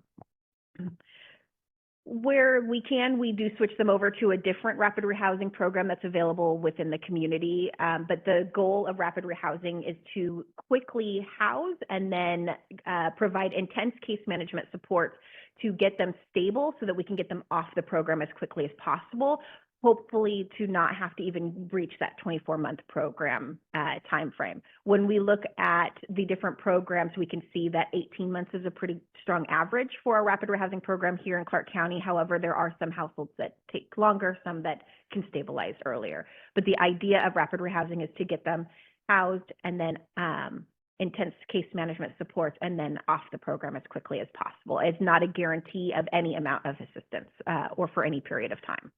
And I'll just say that for any funds that we have local control of, we have removed a 24-month limit. As Rebecca said, you know, looking at the averages, most haven't needed it, but we've removed it. And in the case of the HUD funds, when it has been necessary, if we are able to facilitate a transfer out of this program into another one, if someone needs more, we try to facilitate that. Would that transfer be in the same unit that they're currently living in? If possible. Yeah. Okay, yeah, because that's wherein lies the problem is you create instability by forcing a move. Correct. And so tenant-based rental assistance and the rapid rehousing program, actually the tenant has the lease with the landlord. The agency that is supporting them is just paying for a part or all, depending on the income level of the household. And when they need to switch over from one program to another, it's all internally on the agency side. In rare occasions, they may have to switch agencies who are providing that assistance. And so the tenant would know that their case management support would change over to a different agency, but everything else pretty much stays the same. And we try to keep them internal to the same agency as much as we possibly can. The referrals for the tenant-based rental assistance comes through the Housing Solutions Center as required by HUD. We need to use coordinated entry. The only exception to that is the YWCA and their domestic violence programming, as that is required by HUD not to go through coordinated entry. They have their own model and own assessment program that they use, but they do work very closely with the Housing Solutions Center, as that's a requirement with us. Okay, thank you. I appreciate this discussion because there's lots of questions that I have, but so any other organization could potentially submit referrals as long as they have that infrastructure built in? No, so it's only an exception for any agencies that are providing services to people who have been through domestic violence or sexual assault. Okay. Services. And that's also a HUD thing that we cannot change. Correct. Okay. So to talk more about what rapid rehousing is, it's a housing with supports intervention designed to help individuals and families quickly exit literal homelessness. So literal homelessness is living in shelter or living in a hotel paid by someone other than that family, or in a place not meant for human habitation. And it's to help them return to permanent housing as quickly as possible. The assistance is offered without preconditions. It is a housing first model. So we do not require employment, income requirements, and we don't look at any criminal record or their sobriety. We want to just get them into housing so that they can be stable. Then they can work on any barriers they have to stability. We want our programs to provide resources and services tailored to the unique needs of the household. And so when a household is most successful is when they design the plan and their goals around what their needs are. And then the case manager supports them in those goals to reach their housing stability. Question? A couple more before we move on. I apologize. So somebody has to be literally homeless. So rapid rehousing could not occur for somebody that is 2 days away from that. Correct. They have to exit. And then do we know when people, if people may be in touch with the program that they're still currently technically housed, do we know how long it takes for them once they lose their housing until they're in like a rapid rehousing? So rapid rehousing is a type of intervention that's for people who are literally homeless. If a person is currently housed but at risk of becoming homelessness, that's prevention rental assistance. So the community does provide some limited prevention rental assistance. It just like the flip side is, to be eligible for prevention rental assistance, you can't be unhoused, because like that's the purpose of that, is to facilitate housing stability for those who are housed but at risk of homelessness. So the reason I'm saying that is that rapid rehousing is not all rental assistance that's provided in the community. And in fact, like the $70 million that the county put out in rental assistance during the pandemic, none of that was rapid rehousing. That was all prevention. Okay, so it's really, if two programs are functioning well, there's not really a gap. Do we see a good balance? Is there enough funding available on the prevention side? No. And so functionally, there is not a gap, but just to be very, very clear, community system capacity wise, the need for all types of rental assistance is much, much higher than the available resources for rental assistance, regardless of intervention type. So there isn't enough prevention out there. There is not enough rapid rehousing out there. Okay, and then final question, I promise, and then we'll move on, is so this is function through the Council for the Homeless. And then is this, when in the rapid rehousing, is this the same kind of like prioritization tool that we're always discussing about in terms of whether, because my question is like when somebody crosses that threshold from being housed to being unhoused, And, that period of time that they are outside has so many detrimental impacts to people. Correct. And this is part of ECHO too, we'll discuss that broad idea of who are we prioritizing? Are we, looking to get people that have been homeless outside for a long time? Are we trying to capture those people that just fell in? It's just kind of an interesting. It is. And so to answer your question directly, yes. People are triaged through a common assessment tool, and that is a state requirement for all of our funding types. And we use coordinated entry. We have to use coordinated entry. We have to have a common assessment tool, and that tool is based on vulnerability. And part of the state requirements on prioritization do lean towards amount of time spent homeless in terms of increasing the vulnerability assessment of those individuals that are being assisted. Okay, great. Sorry to sidetrack. No, absolutely. And the reason, just to be clear, that we're doing a presentation on rapid rehousing in general and TBRA is so you don't get 6 presentations that basically say the same thing. We can have these discussions, answer the questions, and then you get 5 minutes to ask program-specific questions, to those providers directly. All of our TBRA programs are required to follow rapid rehousing and the program model that is being presented to you today. The difference might be in who they are specifically providing services to. YWCA for domestic violence survivors, Lifeline with people with behavioral health support, Janus focuses on youth, that type of thing. But the tenets of rapid rehousing are all followed by all of our program providers. So the program itself will be very, very similar. It's just who they're serving specifically. When we look at rapid rehousing, there are 3 core components, but it's not a requirement that a household utilize all of these components.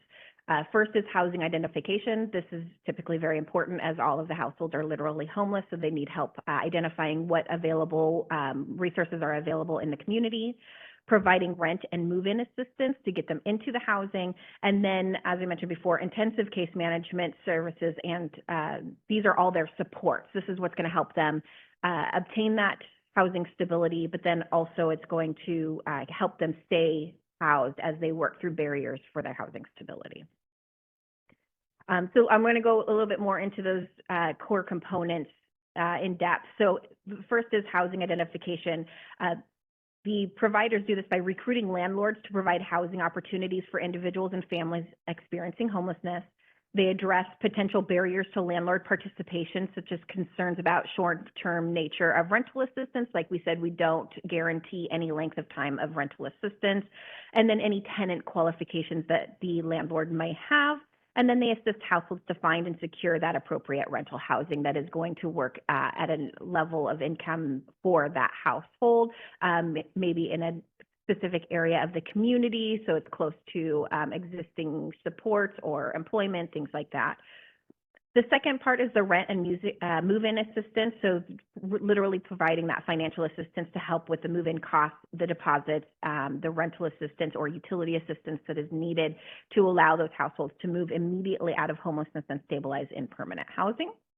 And then the third component is the case management and support. So this will help the households identify and select among various permanent housing options based on their unique needs, preferences, and financial resources. This is that lends into that tenant-based requirement. We help households address issues that may impede access to housing, such as their credit history. Maybe they have rental arrears from a previous rental. They may have legal issues that are housing related or not housing related that a landlord may flag as a reason not to rent to the household. We help households negotiate manageable and appropriate lease agreements with the landlords, so to make sure that there's not excessive fees, that it is appropriate length time of assistance. We make appropriate and time-limited services and supports available to households to allow them to stabilize quickly in permanent housing, so addressing those barriers to the housing stability and then working through those barriers. The households monitor participants' housing stability, and they're available to resolve any crises that may happen at a minimum during the time the rapid rehousing assistance is provided. And many of our programs actually provide case management assistance as needed if a household exits the program and then within a short period of time has a crisis and may need some supports on how to find some resources to help maintain their housing stability. The program will provide or assist the household with connections to resources that help them improve their safety and well-being and achieve their long-term goals. This can include providing or ensuring that the household has access to resources related to benefits, employment, or community-based services, if they're needed and as appropriate for each of those households, so that they can sustain rent payments independently when the rental assistance ends, as in the goal of getting them stable and moved out of the program so we can bring another household in as quickly as possible. And finally, we want to ensure that services provided are client-directed, respectful of individuals' right to self-determination, and voluntary. There are no requirements to participate in support services outside of case management with the housing provider and working towards their housing stability plan and the goals that the household has identified. So that is the Rapid Rehousing Program in a nutshell, very high-level overview so that the board can know what is going to be expected of the providers through a contract with Clark County under the Tenant-Based Rental Assistance Program. Before we move into talking or asking questions of each individual program, is there any other questions about Rapid Rehousing and the Tenant-Based Rental Assistance Program? I was curious what the bigger problem is, finding landlords that are willing to rent to individuals in this program, or the resource itself of funding?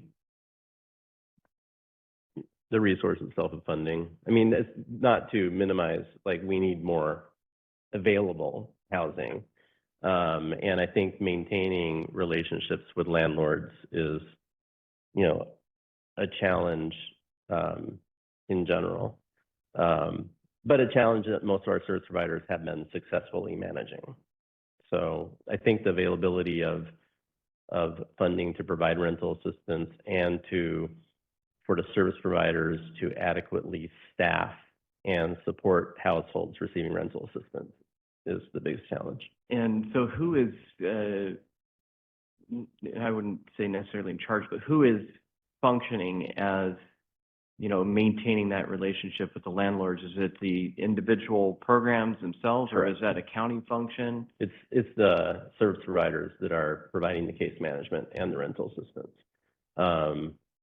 Generally are maintaining that relationship with the landlord. Okay, great, thank you.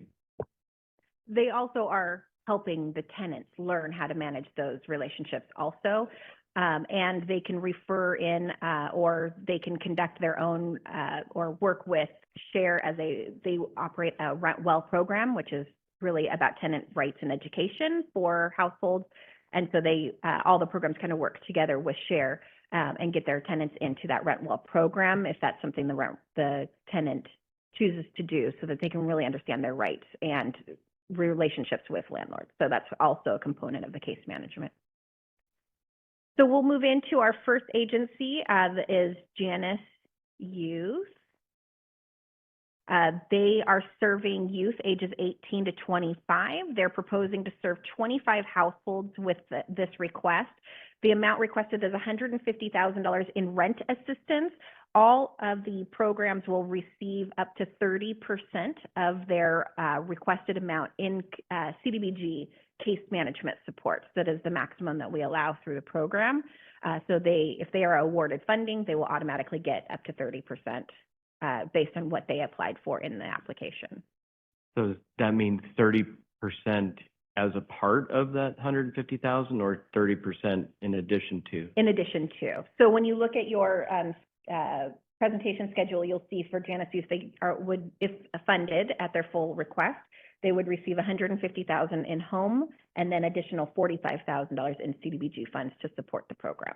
Okay, that's not automatic, that's requested by the applicant? It's automatic unless they have indicated they don't want the full 30% because they have other funding coming in to support the program.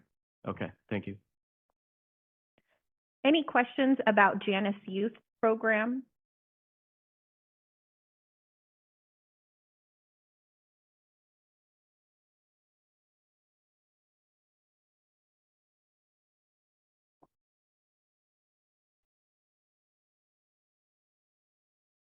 Not hearing any, we'll move on to the next program, Lifeline Connections. Their population is people with behavioral health disorders. This includes mental health and use disorders. They are proposing to serve 4 households with $84,000 in home funding, which would include an additional $25,000 for case management support.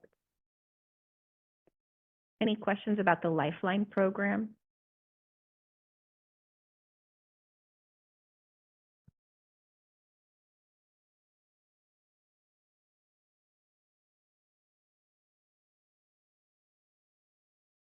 Not hearing any, we'll move on to the next request, which is with the Salvation Army. Their population is all families and individual households. They're proposing to serve 10 households total with a $105,000 request, which would also include $31,500 in CDBG funds for case management support. Any questions about the Salvation Army?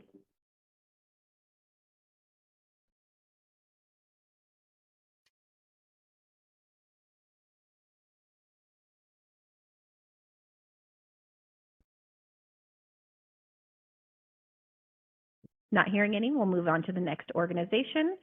SHARE is requesting $275,000 to serve 15 households, and they also serve all families and individual households.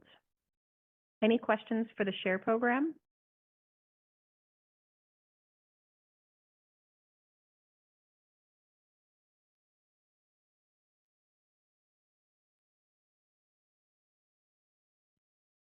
So just, you know, I'm hoping that there's more detail in the applications, I'm assuming, because, you know, it's hard to judge. You look at, you know, 10 households at 100,000, 15 households at 275,000, but I assume the program is not equal in, you know, who they're serving and what the costs and programs are that are made available to those individuals. So looking forward to tearing into the application. Yeah, so each, the applications you're going to focus in on Section C, which is kind of an overview of their application, but also Section E, which is the tenant-based rental assistance section. That's where they're going to kind of go into more details about the programs themselves and what they're committing to do within their program. Our final applicant for TBRA assistance is the YWCA Clark County. They are an organization that serves domestic violence survivors. They're proposing to serve 10 households with $264,000, and their request would come with $79,000 for case management support.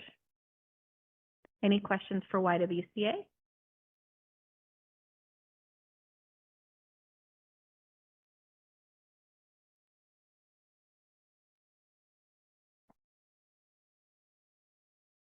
Not hearing any, that is the end of our presentations today.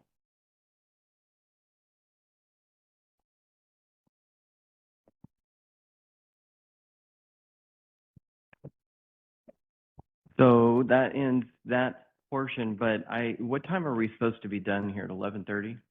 So we still have some time.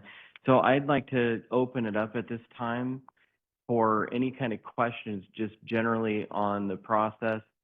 And just given the information that we currently have right now, anything that would be helpful to the board members at this point.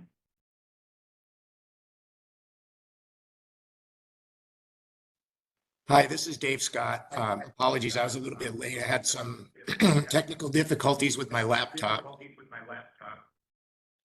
Can you run through again, maybe you did it before I got on, how much is available in each category?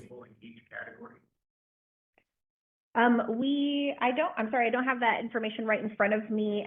There is enough funding available in the Public Facilities and Neighborhood Improvement program to fund all applicants if approved.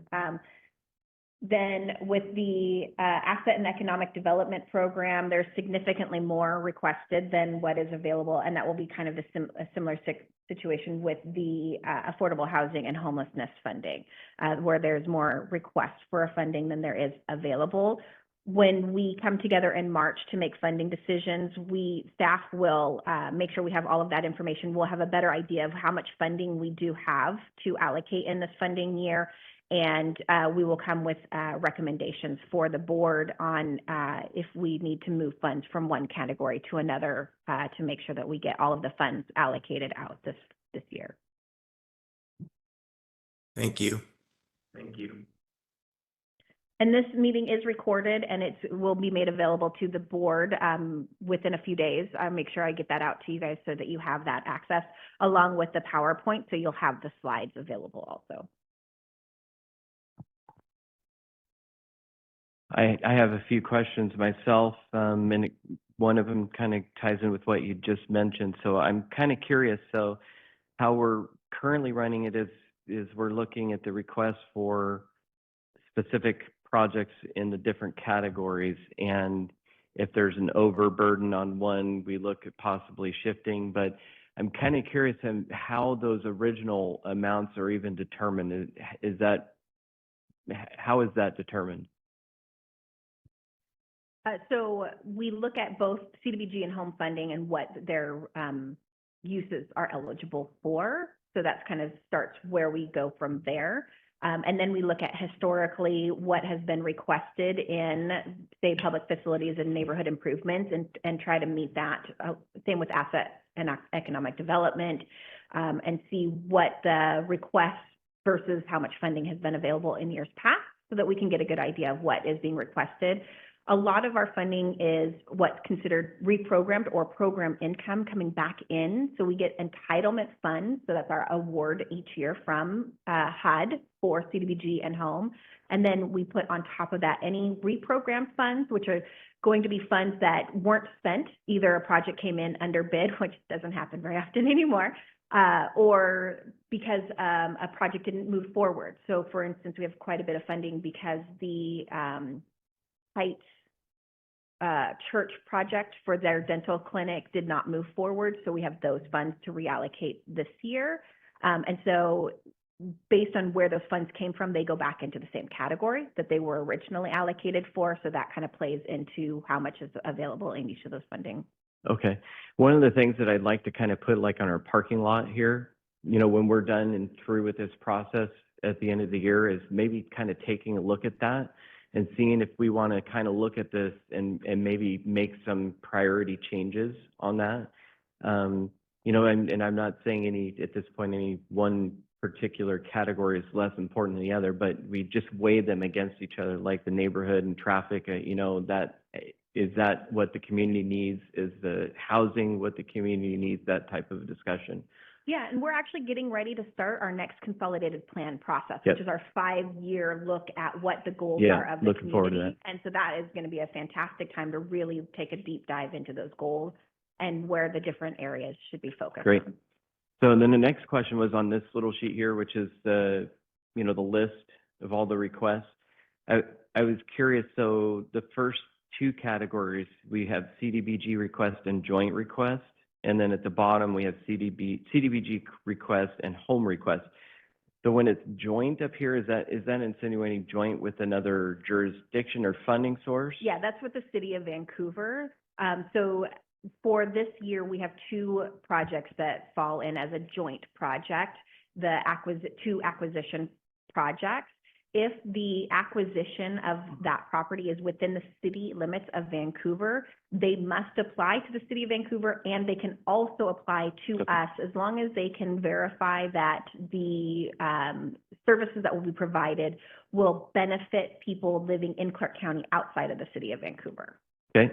And then, so the bottom ones they're actually applying for some CDBG funding and home. Is that correct? So that's the way it works Okay. out for tenant-based rental assistance. It comes with home, and then the CDBG is the support side. You cannot provide supportive services through the home program. It's just the way their funding is split. And then asset and economic development, those are all programs where they are totally separate from what the City of Vancouver is. So there's no requirement that they apply to the City of Vancouver, but they can't serve people from the City of Vancouver. It has to be people from Clark County in Okay. those programs. All And right. the tenant-based rental assistance are also set up that way, where they would get a separate request from the city. There is no new program requirement with this funding, correct? I'm not sure of the question. Well, kind of like the mental health sales tax, it has to be new or expanded programs. It can't be existing. No, there's no specific requirements for Okay. CDBG and home on that. And could you email the slide deck to all Yes, of the board everybody will members? get that Great. along with the recording. And the last thing is, oh, yes, so if we could also, I mean, we've been talking about this kind of ongoing over the last year about looking at past results and performance. So could we, with any of the applicants that are applying that we have funded in the past, could we get that information as well? So that was Whatever actually we have. provided in the email I sent. It was. So if you look over to the right, there's some notes from staff, their objective notes. Things that you'll see in there are how long, for tenant-based rental assistance, for example, how long have they been operating a tenant-based rental assistance with Clark County? How many in last year, in 2023, which would have been their 2022 award, kind of confusing. How many households they actually served in that time. And there might be additional short notes. For example, YWCA and Salvation Army are brand new in 2022 awards for services in 2023. And that's why I put a note in there how long that program had been running. Great, with that's fantastic. So that was probably one of the emails that you have to click on the see all documents, because I opened all of them and I didn't see that. There So- was, so you would have received, based on your city or county, you would have received either 17 or 18 emails from Neighborly Specific. So each one of those is Yeah. linked to an applicant for scoring. And then directly following that, there would be an email directly from me, so Okay. from Rebecca, that has like kind of an overview of what's going on and a few different documents, so that trying to put everything into one email for you as you're doing your review of 17 or 18 organizations. And if it helps, I received an email for every one of those. I get copied, so 8 board members times 18 is the number of emails that I received in my inbox that morning. It was a busy email morning. Well, 18 is better than 18 times 8. 332 Yeah. or something like that. Yes. Okay, that answers all my questions. I appreciate that. Are there any other questions at all or comments from the board? I would just like, I know that the timeliness recently got a little bit better, and I would just like to continue getting updates on that if possible, and maybe a prioritization on the ones maybe that are farther along, that obviously would help our average more. If there's 2 or 3 hanging out there that are. Yeah, now that I'm getting a little bit more organized within the program, I'm able to start reaching out to the different cities and projects that are existing to see where they're at in their process and getting them moved forward, moving those processes along to get them done. For example, Lifeline received funding in 2021 and again in 2023 for an acquisition of a project that is almost done now. So I've been able to focus on get that project taken care of. So we'll see another $200, almost $50,000 get funded and then also spent for that project. So yes, and we will absolutely be bringing that regularly to the board so that you know if we see a major change, then we'll send a separate email. But absolutely at the board meetings, we will be giving updates. Well, I think you could, the attendance of electeds to go back to the municipality and say, hey, I mean, so I wouldn't see it as an adversarial thing. I would see it as a chance. Absolutely. No, As a chance and one to- thing that we're noting, there's been some significant changes in the environmental review process. So I've been working with Mark, and any new impervious surfaces triggers a programmatic review by the National Marine Fisheries Services. At the national level. But if you're within, so Battleground is having this issue, they're within 150 feet of a riparian area. That's kind of getting off and into the technical side of things. it triggers not just a programmatic review, it's an individual consultation, and actually 2 of the projects are going to be If heading you, in that direction. So. and please feel free to send those because I've actually been talking to the Congresswoman about that. So if you have more examples, okay. I'd be happy to. Yeah, have there the were ammunition. several things that were not included in this programmatic review that will definitely impact local small public works projects that we can take a look at and send your way.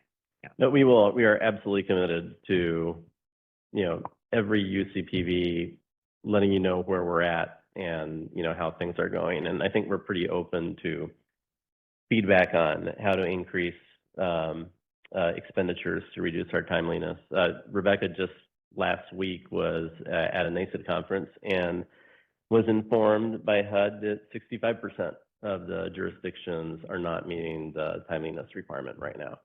So it's, you know, just to be clear, like it's pretty clear to me that the timeliness issue has been a pandemic effect, and you know we will get through it, and anything we can do to get through it faster, better. Absolutely, I am all about being in compliance, so we want to get there as quickly as we possibly can. Yeah, and I think that was a good point that you made. It's the 2 parties working together, each one of these agreements, and you know, neither of us should ever assume where the other side is at. We should be following up with each other on both sides to make sure that the process is moving and not just kind of stuck in some glitch or whatever. Yes, thank you for bringing that up. Is there anything else from the board?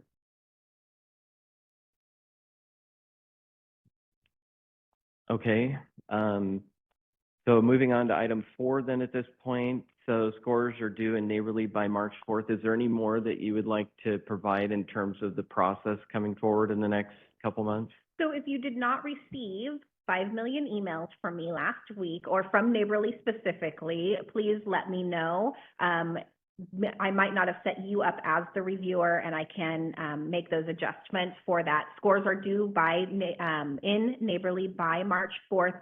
There's an email from me that has quite a bit of information, including the scoring guide that you can use to help understand what a good response is to the question. So we give you just kind of a little bit of parameters to help understand what you're looking at, especially if you have newer people that are not used to reviewing these different types of programs and applications. If you have questions, if you have any issues, please don't hesitate to reach out to me. And then at the March meeting, we will come with the scoring. So the scoring is based on 100 points for each application. Staff will put in some scoring for objectively scored questions such as match documentation, and then we'll present the applications with the highest average scored applications reaching the top to be funded, and move down each of those funding categories in each of those programs. And where there needs to be any adjustments, we'll have some recommendations for the board to consider, but it's the board's decision is the final recommendation that will go to the full council through the action plan process.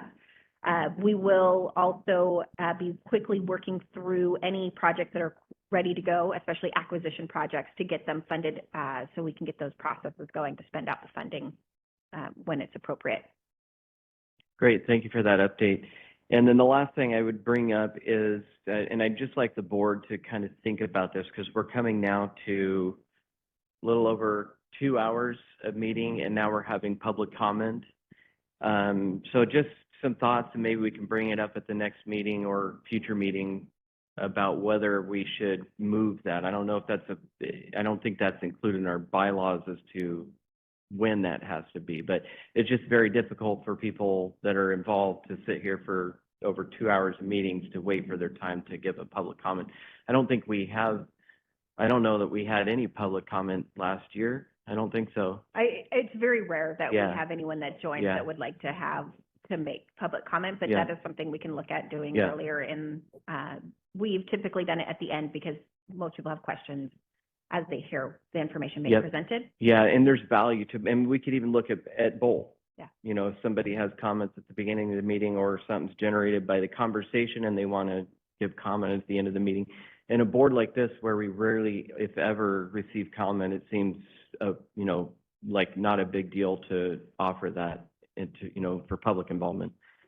So thank you for that. With that being said, are there any public comments from members of the public that are not part of the board that they would like to have us hear?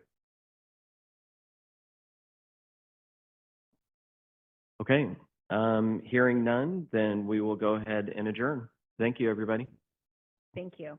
Thank you. Thank you.